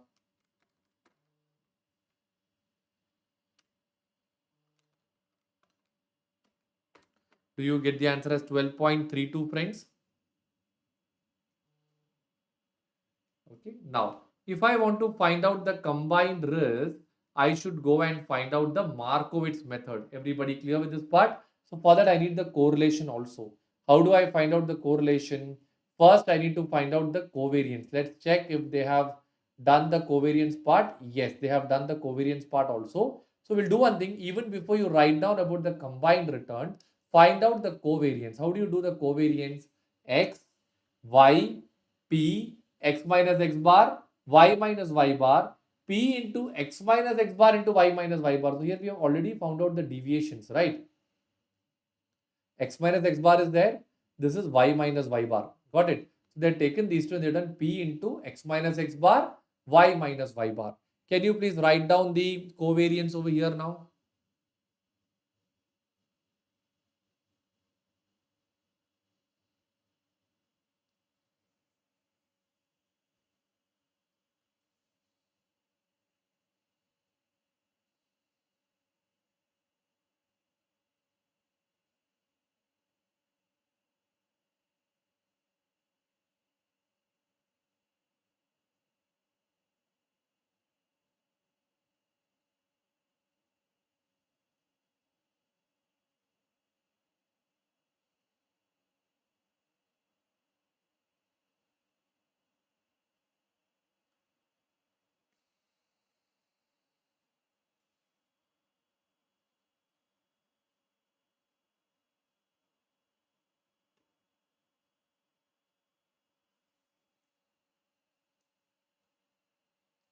Perfect. Did you get the answer as 144.25? Perfect. Perfect. So once you get this, once you get the covariance, can't we find out the correlation coefficient also? What is the formula for correlation coefficient? Covariance of AB divided by standard deviation A, standard deviation B. Can you do this? So you get the answer as minus 0.988.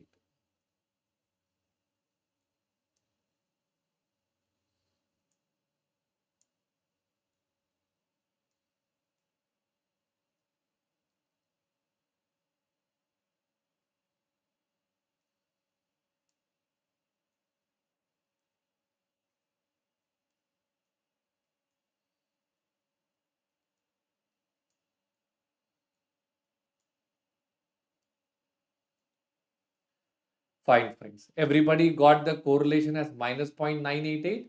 Then you can go and write down your combined return. So your combined return turns out to be how much, friends? It turns out to be 12.32 percentage.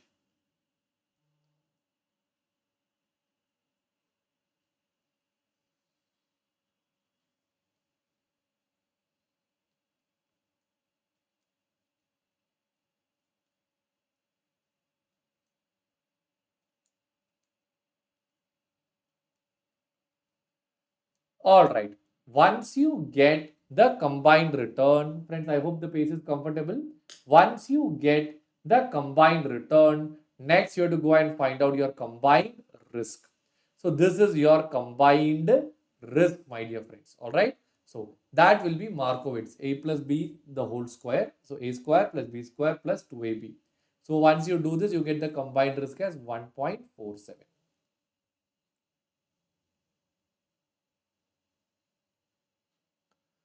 Can you write down and finish it off?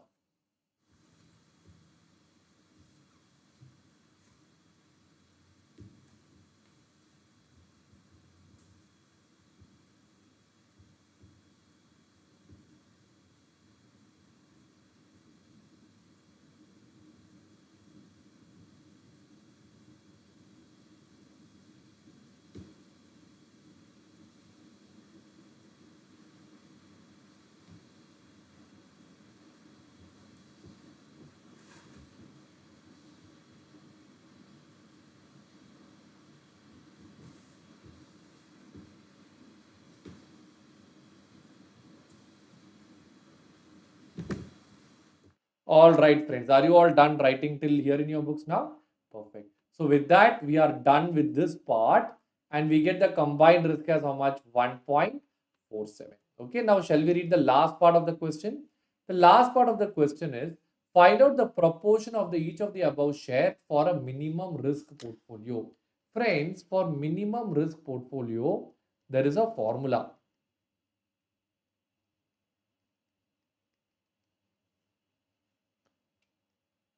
It is a square minus ab divided by a square plus b square minus 2ab. Or to get the weight of x, we will take variance of y minus covariance of xy divided by variance of x plus variance of y minus 2 covariance xy. So how much is the variance of y? Let us just find out. I think we got the variance of y is around to 126.99. Minus covariance of xy we found out over here minus 144.25 whole divided by variance of x is how much, 167 plus 126.99 minus 2 into minus 144.25. So that would turn out to be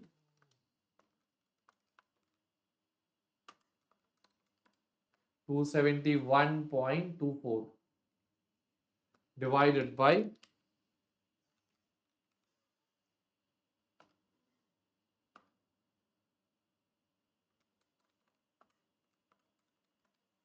582.49.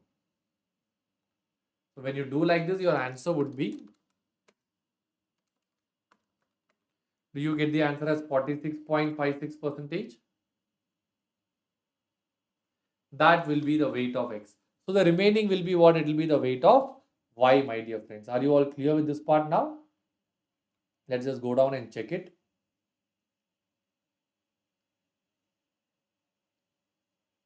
54 and 46. We have got the right answer. Can you write down and finish it off? Then we'll go to the next part.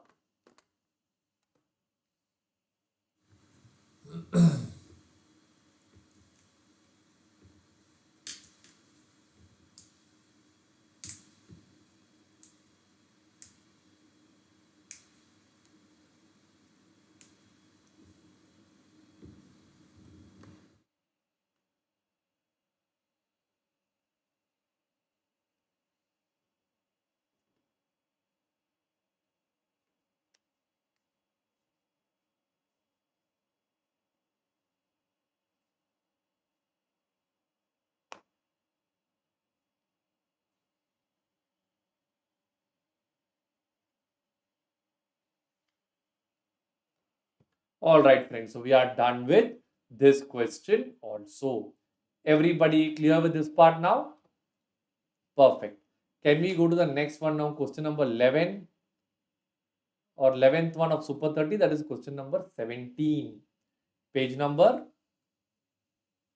116.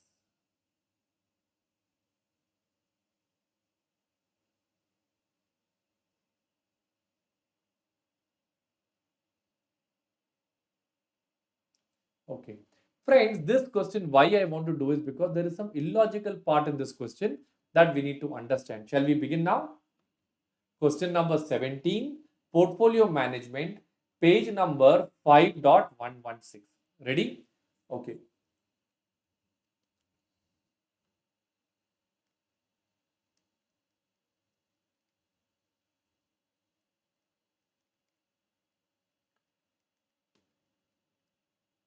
Working note number 1, basic data. XYZ has substantial cash flow until surplus funds are utilized to meet the future capex. Fine, all that is okay. Down they have given the number of shares. They have given the market price per share. Now tell me, from the number of share and market price per share, what can you find out? Can you find out the market value? When you get the market value, you get the total. From that, you get the weights. Weight into beta will give you what? It will give you the overall beta. Not only that, they have given you the expected dividend yield. So, from this, ideally, if I do market value into this percentage, I will also get the dividend amount. So, let me just bring it down. See, you get the market value. Dividend yield is given. So, you get the dividend amount. You have the weights. Multiplying with weights, you get the overall beta. Can you write down till here in your books now?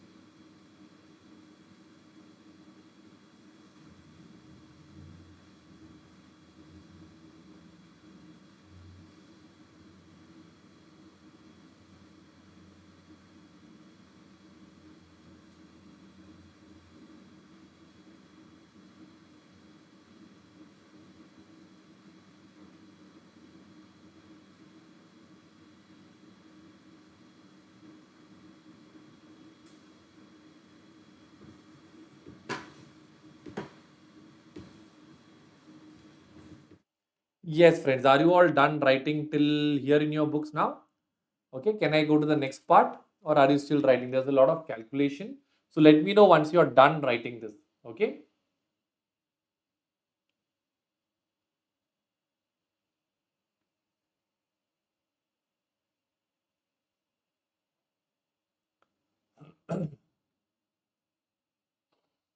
All right, friends. Once this part is over, this part is very, very logical. Next part is confusing because what they are asking is now they have given you RF, they have given you RF, and we now found out the overall beta also over here, right? But ideally, we can just take that and find out the CAPM, but they have done some very, very different points over here. They have worked out the return of the portfolio by using the formula dividend divided by the market value.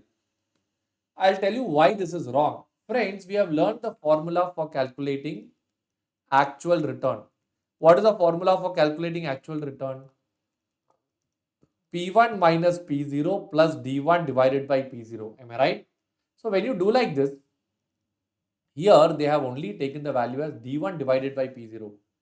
This is D1,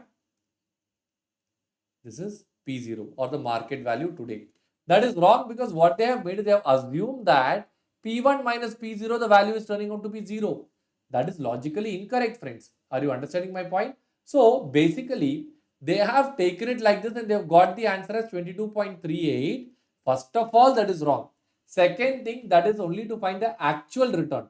They have used that data to go and find out that as CAPM return. Again, a blunder. All mistakes, but exam, if it comes, you have to write down just like this. So write down, it is assumed that 22.38% is the required and actual return. Required and actual return. Can you write down till here in your books now?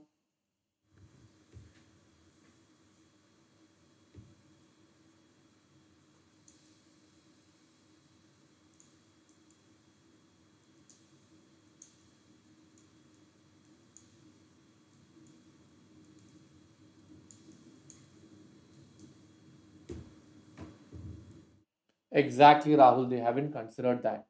So once you are done with return of the portfolio, they are doing even more beautiful things over here. They are finding out something new. Market risk implicit. Next working note is this, friends. They are taking this 22% as your CAPM return is equal to RF plus beta. Like that, they're doing a reverse working to find out what should be the beta. So just write down the next working note heading, market risk implicit, put this format and find out what should be the beta. After you get that, then I will tell you what answer they are giving over there. This is also wrong, not at all correct.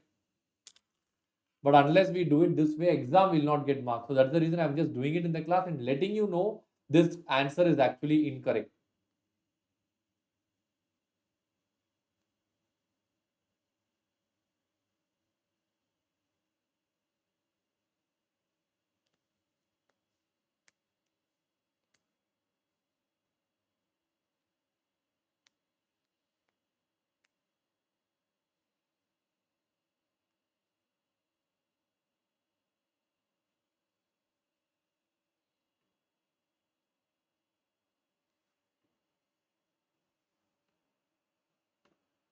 All right, friends. Now tell me what is the answer you get over here. Do you get the market implicit beta as 1.42? After they got this, they are comparing. What they are doing is, we have already got the actual beta. What is the actual beta? 1.46. Then they are putting over here something called as market implicit beta, that is 1.42. Then they are saying since actual beta is more than market implicit beta, the security is more risky compared to the market. This sentence is also wrong, my dear friends. I will tell you why this sentence is wrong, because what is the logic of the word beta? For every 1% change in the market, what is the change happening in the security? So here, for every 1% change in the market, there's a 1.46% change in the security. By itself means it is more risky than the market. Why do you need to go and work out all these things? I have no idea at all. But since textbooks are doing like this, we will also do like this. Write down in your books.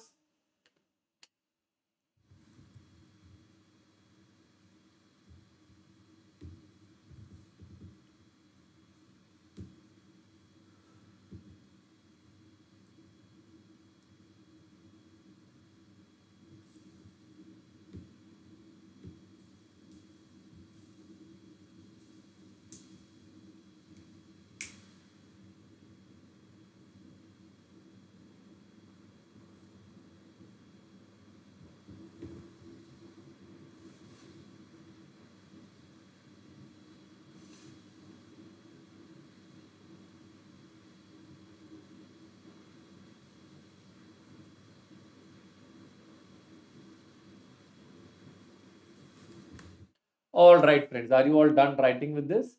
With that, they are saying that thus the portfolio is marginally risky compared to the market. That part is over. Then, last part they are asking whether XYZ should change its portfolio. So, what does it mean? They have to find out the alpha. Alpha being positive, buy. Alpha being negative, what are you supposed to do? Sell. Are you getting my point? So here what they have done is, in order to work that out, they have found out the alpha. So I'll just put it in the next page. Next working note heading, alpha. Particulars. The formula for alpha is expected return minus required return will give you the alpha. Based on the alpha, you can take a decision. All right. So first case, RF plus beta into RM minus RF. In investment 1, you get the answer as 20.28 as a required return. Second case, you get the answer as 29.24. Third case, you get the answer as 18.2. Last case, you get the answer as 23. So required is nothing but CAPM. Expected, they have taken the dividend. So again, they have what they have done, they have inconsidered P1 minus P0, only dividend yield. So that is taken as 19.5. Then you have 24. Then you have 17.5. Last case you have 26. So alpha negative, what are you supposed to do? Sell. Alpha negative, sell. Alpha negative, sell. Alpha positive, buy. This is the answer. Can you write down this in your books and finish it off, friends? We are done with this question also.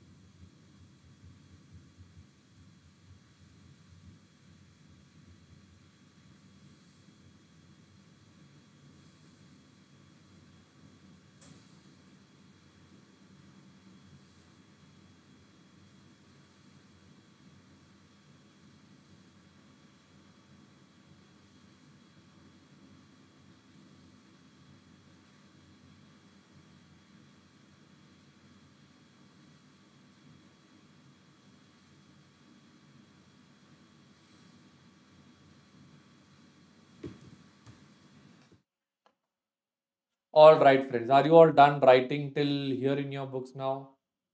Okay. Once you are done writing till here in your books, I'll go to the next part now. We are done with this question also. Next, we need to do question number 39, page number 151.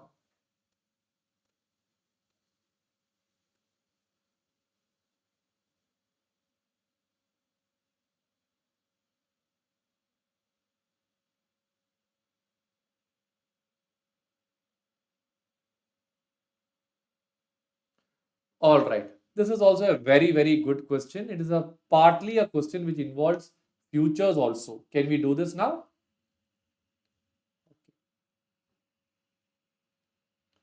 All right. Question number 39.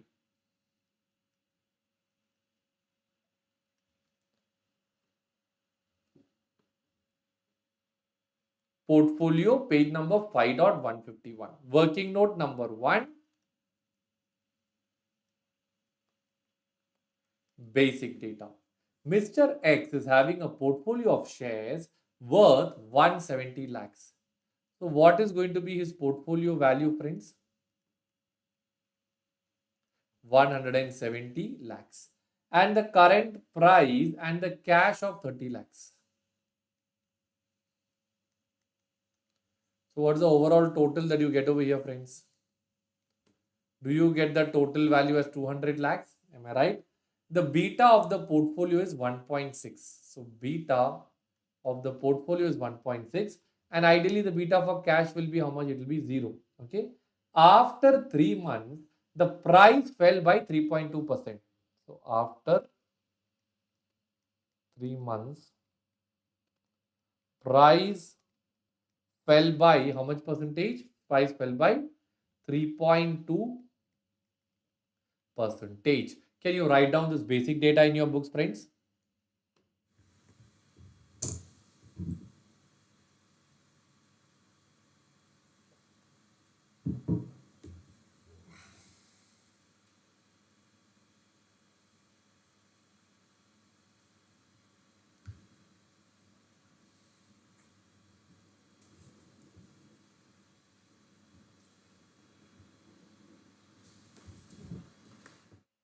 All right. So friends, now what is going to happen over here is that we have the current scenario, we have portfolio, we are also having cash over here. So ideally, we can find out the weights. So overall weight is going to be how much percentage? 100 percentage, correct? So what will be 170 divided by 200? Do you get the answer as 85 percentage and 15 percentage? 1.6 into 0.85, that is 1.36 and 0. So you get the answer as how much over here? 1.36 will be your answer. Everybody clear with this part now? Okay, this is the overall beta. Now what is happening after 3 months? The price is falling by how much percentage? What price? Price of the share is falling down by 3.2 percentage. So right now, if the portfolio value is 170 lakhs, the revised value will turn out to be how much? 170 minus 3.2 percentage. Am I right? Do you get the answer as 164.56 lakhs? Correct. But what about the value of cash? Value of cash will remain the same. Okay. Now, here they are asking what is the current portfolio beta? Have you got the current beta as 1.36? Let's just compare. Yes, we have got 1.36. Portfolio beta after 3 months. If Mr. X on the current date goes for a long position of 200 lakh of Nifty future. Friends, this answer can be done in two methods. Both the methods are logically correct, but it will give you different answers. I will first show you one of the logical methods. Then I will show you how this is done in your textbooks also. Okay. So he is going long on 200 lakh of Nifty futures. So what will happen over here is portfolio beta after 3 months. So here what will happen is we have particulars, we have portfolio, then we have cash. Am I right? So what is the value of portfolio right now? Right now it is 170 lakhs. After 3 months it will fall down to 164.56 lakhs. And right now the cash is 30 lakhs. But now since he has gone long in future, I'll just tell you, since he is long for 200 lakhs in futures. What has happened over here is that it's gone long on Nifty future, correct? The stock is falling by 3.2%, correct? Falls by 3.2%. What is the beta of this stock? 1.6, okay? If beta is 1.6, it means stock will fall by how much percentage over here, friends? Stock will fall by 2%. Why? Because not stock, market will fall by 2%. Because market, for every 1% change in the market, there is a 1.6% change in the portfolio. So if the stock is falling by 3.2, market will fall by 2%. So the 200 lakh minus 2% will be 196 lakh. So your loss over there will be equal to how many lakhs, friends? 4 lakhs. So what happens is this is a real loss. So it will affect my cash balance. How much will be my new cash balance then? Earlier, what was my cash balance? 30 lakhs, right? Now it will be 30 minus 4. It will become 26 lakhs.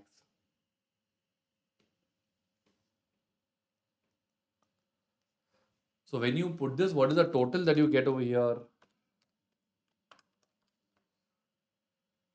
Do you get the total as 190.56 lakhs? So now ideally, friends, if I was the one working out, one of the ways of doing it is this divided by 190.56 will be 86.35%. 26 divided by 190.56 will be 13.65%. You have the beta. What is the beta available over there? 1.6 and 0. So now we can do beta into weight. So this is one method, okay? 1.6 into 0.8635, that is 1.38. This one will be 0. So your revised beta will be how much, friends? 1.38. Earlier it was how much? 1.36. This is one way of doing it, or I call this as method 1. Your textbook hasn't done like this, but this method is also logically absolutely correct.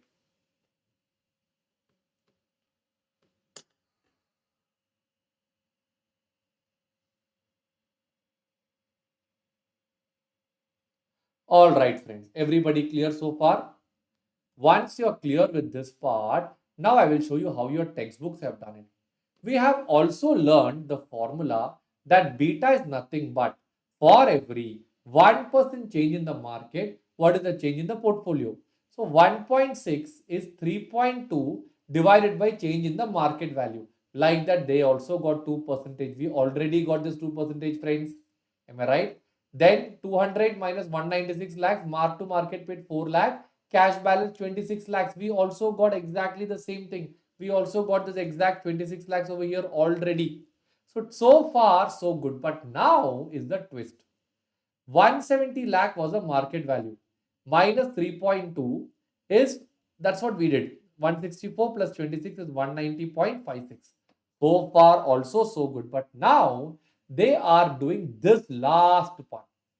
Change in portfolio value. 200 lakh has now fallen down to 190 lakh. So in percentage terms, it is falling by 4.72%. Correct? Market is changing by only how much? 2%. So there is one more formula for beta, that is change in portfolio value divided by change in the market value.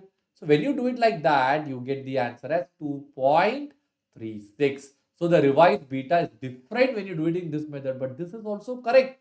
I cannot say this is wrong. What we have done is also correct. That is also not wrong. Can you write down this as method 2 recommended by ICAI? Please write down this in your books now. We are done with this question also.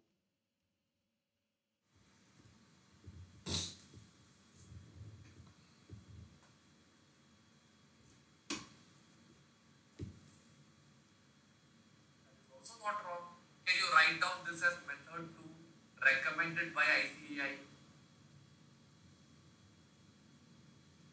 Write down this in your books now. We are done with this question also.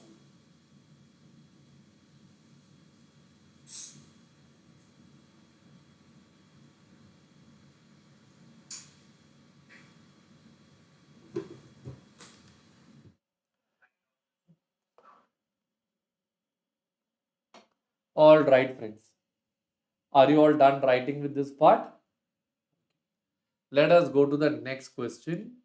13th question. 45 5.161.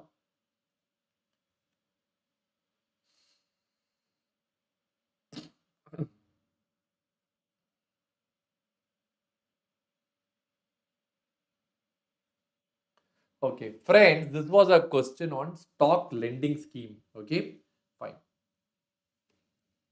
Question number 45, portfolio management. It is a question on stock lending scheme. Let me quickly brief you about stock lending scheme. What happens is, suppose Mr. A is holding a share. He feels the price is going up. He doesn't want to sell. But Mr. B feels that the price is going to fall down. So what A will do is, A will lend his share to whom? B.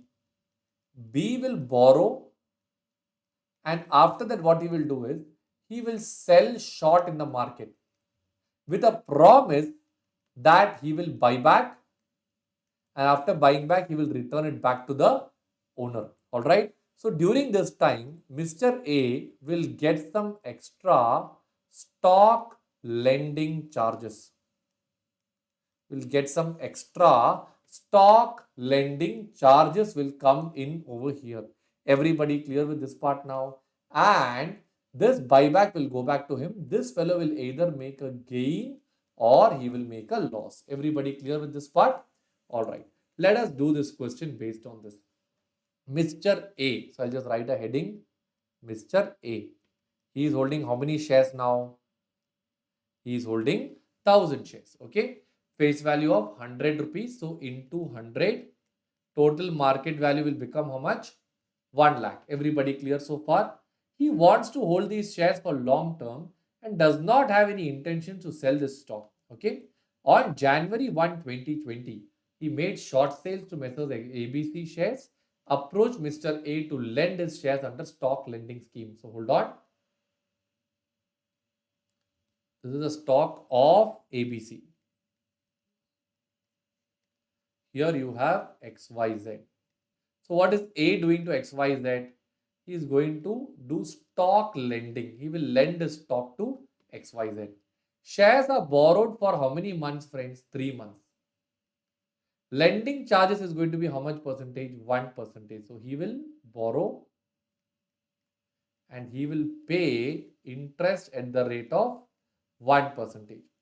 Bank guarantee will be given as collateral. This is the overview of the question. Everybody clear so far? Now let us come down and read. Cost of bank guarantee is 8%. So he will have another 8% bank guarantee cost will come upon him. He has declared a dividend of 25%. So friends, what happens is when they declare a dividend, okay, so in that case, what happens is the dividend will be eligible only to A because A is the holder of the share in reality, okay. He is only borrowed it. So A is eligible for dividend. All right, friends. Now let me come down.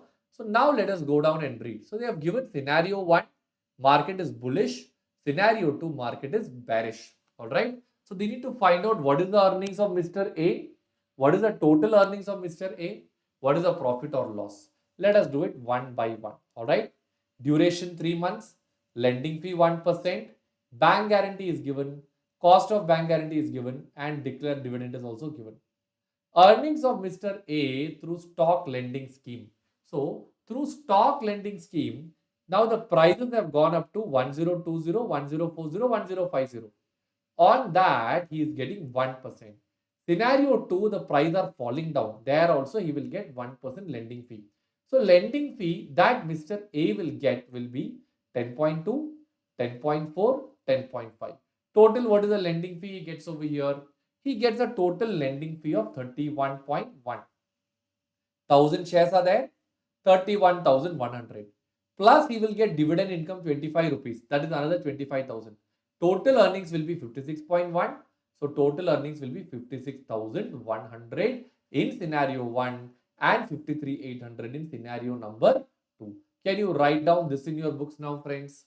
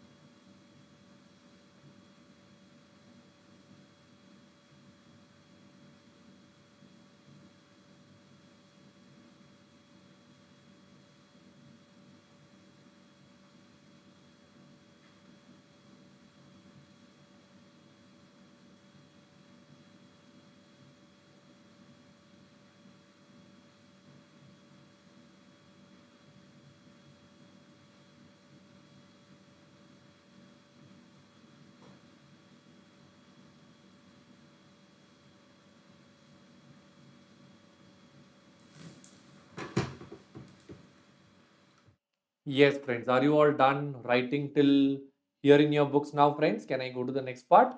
All right. So once you get this earnings, now we will go and check what about the other person, whether the person who borrowed, whether he's making a profit or whether he's not making a profit. Okay.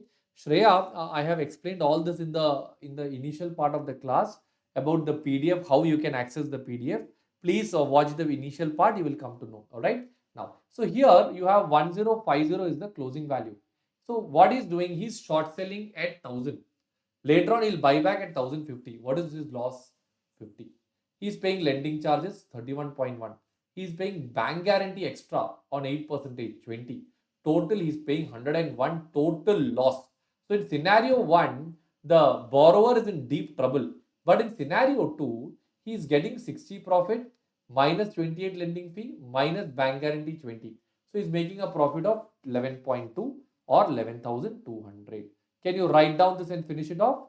With this, we are done with this question also.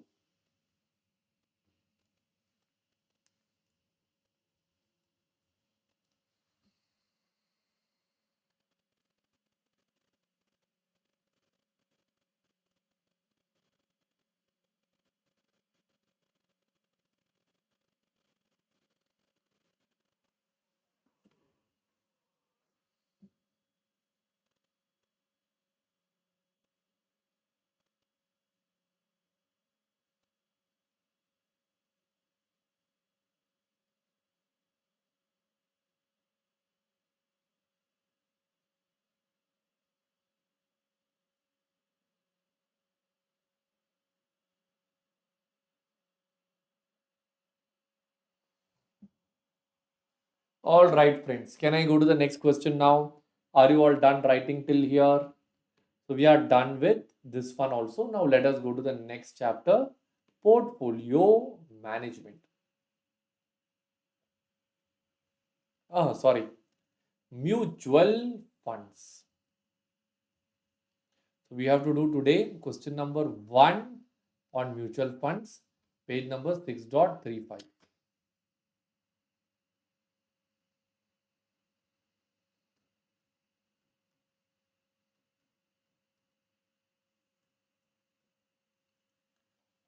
All right, friends. So this is a very good question on a front end load and a back end load. A short one, but it's a very good question. Shall we do it now?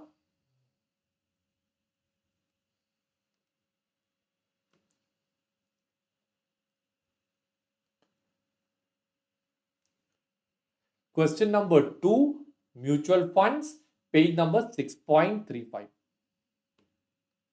Working note number 1, basic data.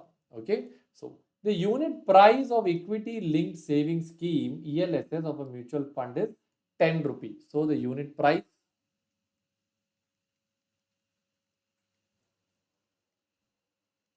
10 rupee.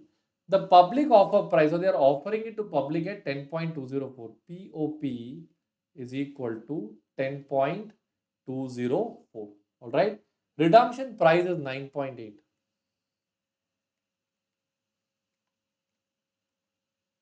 Redemption price 9.8. They want you to find out the front end load and the back end load. Friends, front end means the moment you join the mutual fund, what is the premium? When you exit the mutual fund, what is the load that you pay? So here what happens is when you join the mutual fund, you pay 10.204 instead of paying 10. So what is the front end load that you get over here? Do you get the answer as 10.204 minus 10 divided by 10? Do you get the answer as 2.04 percentage? Whereas in the second case, it is going to be 9.8 minus 10 divided by 10. You get the answer as 2 percentage. Write down and finish it off. We are done with this question also.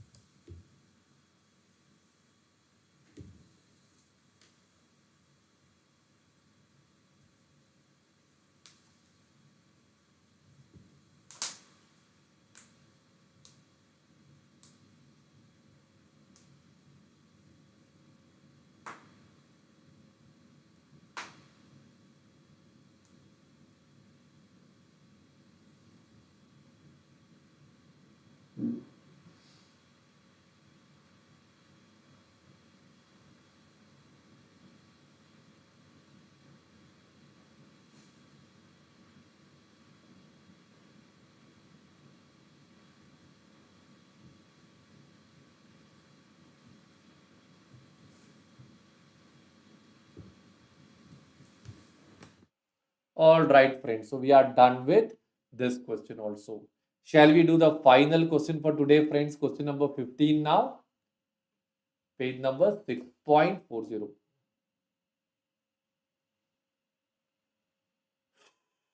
Okay.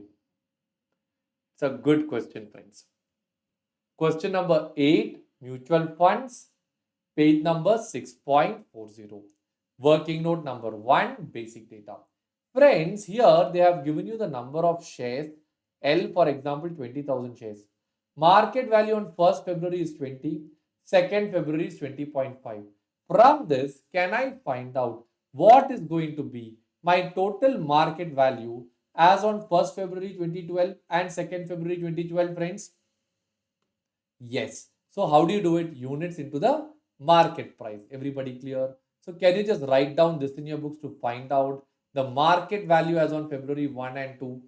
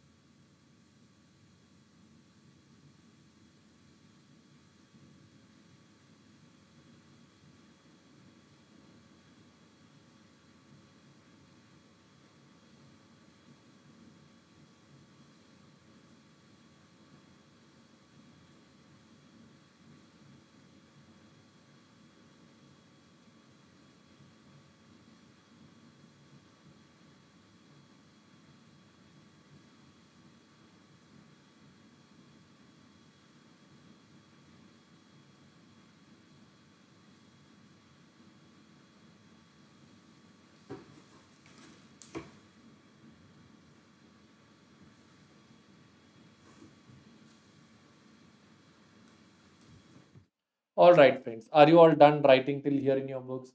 So you got the market value on these 2 days, correct? Here you have the number of shares, you got the market price, you get the total market value. Everybody clear? Now, cash is what we need to work it out. Hold on. 20, the total number of units is 6 lakhs units. Okay. Calculate the NAV of the fund. So I think from this asset, hold on, how did they get this cash? Wait, you got this shares LMNP. LMNP units are given as 6 lakhs. So, 1 minute. They've got the cash as 500,800 or 5 lakh and 800, 4 lakh, 118, 72, 303. How did they arrive at the cash here? 1 minute. Submits a check of 30 lakh to the mutual fund and the fund manager of the company purchases 8,000 shares of M Limited. Hold on. So this will become 38,000. All right. All right. So the balance money. So 8,000 into 312. 8,000 into 312.4 is 24 lakh 99,000 minus 30 lakh will give you 5 lakh 800. Perfect. So now what happens is that way they have taken the number of units over here. Okay, I thought that's the next part of the question. Okay, now they are asking what will be the position of the fund and find the new NAV. So with this total market value, NAV, what is the formula for NAV, friends? All the assets at realizable price minus liability at realizable price. So when you add up all these things divided by 6 lakhs units, you get the answer as 78.84 rupees per unit. Everybody clear with this part? Then they are asking, okay, what are they asking in the next part? Find the new NAV as on 2nd February 2012. So what happens on 2nd February is that 30 lakh is coming in. For this, we have to issue new units now. So what they will do is already 6 lakh units are there. 30 lakh will be issued at 78.84. So the new units will become 6 lakh 38,000. So then when they work it out, the new NAV will be 82.26. Can you write down this in your books and finish it off? With this, we are done with this question also.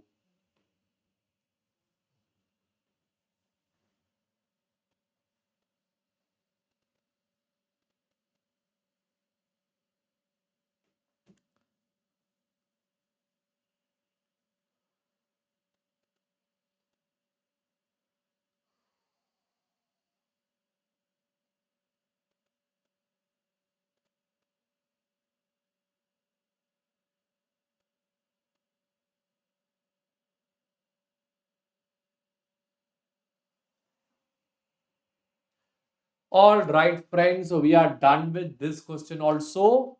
And with this, we are done with today's 15 questions of the Super 30. Was this session comfortable for all of you, friends? If genuinely it was comfortable, please type a yes in the chat box. And as I promised to you, I've given you the mastery book, ODB book worth 1,200 rupees at just 100. And I request you, because it's 100, don't ignore it or not study it. The worth of this book is far more, friends. So please, please, please study that. Now, all the students who are live till the end, for you, I would like to share immediately another one link which you can learn it later, which is a 25-hour marathon. All that you have to do is you have to go to YouTube and search for Tarun Jagdish. All right. Just search for Tarun Jagdish. Okay. You will get my page coming in. Inside my page, if you go to playlist, there I believe you have a revised AFM in 25 hours. Okay. So you can use this and you can revise the entire AFM in just 25 hours. Apart from that, there are a lot of content is there, friends. Huge amount of content is there. All very, very useful for AFM, but focus on this one. This one is extremely important for all of you. Okay. One more thing I will just share with you. You have to go to Google and search for tarunjagdish.com. Take my website. In my website, do you see a heading called as AFM free concept videos? Just click on this. Here, you can learn the concepts free of cost. Friends, nobody gives concept lectures free of cost. I am giving it only with one intention, that you study, you pass. After you pass, message me. That message gives me a lot of happiness, friends. All right. So let's say you want to click on bond valuation. Go here. You get the logic and many things. So with this, you can learn the concepts also on your own. All right, friends. So I think I've shared two very, very important things today for all of you to benefit from this. And one more very important thing, friends. Coming Monday, I'm planning a 120 hours intensive crash. If you want to learn and finish off the entire AFM in 12 days, you can register for that batch. Just WhatsApp me. I'll share my WhatsApp number with all of you. That is an intensive crash course. It happens very, very quickly. So in less time, you learn everything and you score excellent marks. All right. These were the three things I wanted to share today. The book part, the free concept part, 25-hour marathon, and the intensive batch. Shall we pack up our session with this now? Perfect. Tomorrow we'll do the remaining 15 questions. Thank you so much for your patient listening, friends. Please like this video if you genuinely like the classes that I have taken over here, and share it with as many friends as possible. Thank you so much. Have a nice time ahead. Take care. Good night, everyone. Good night. I'll share these notes with you right away now, okay?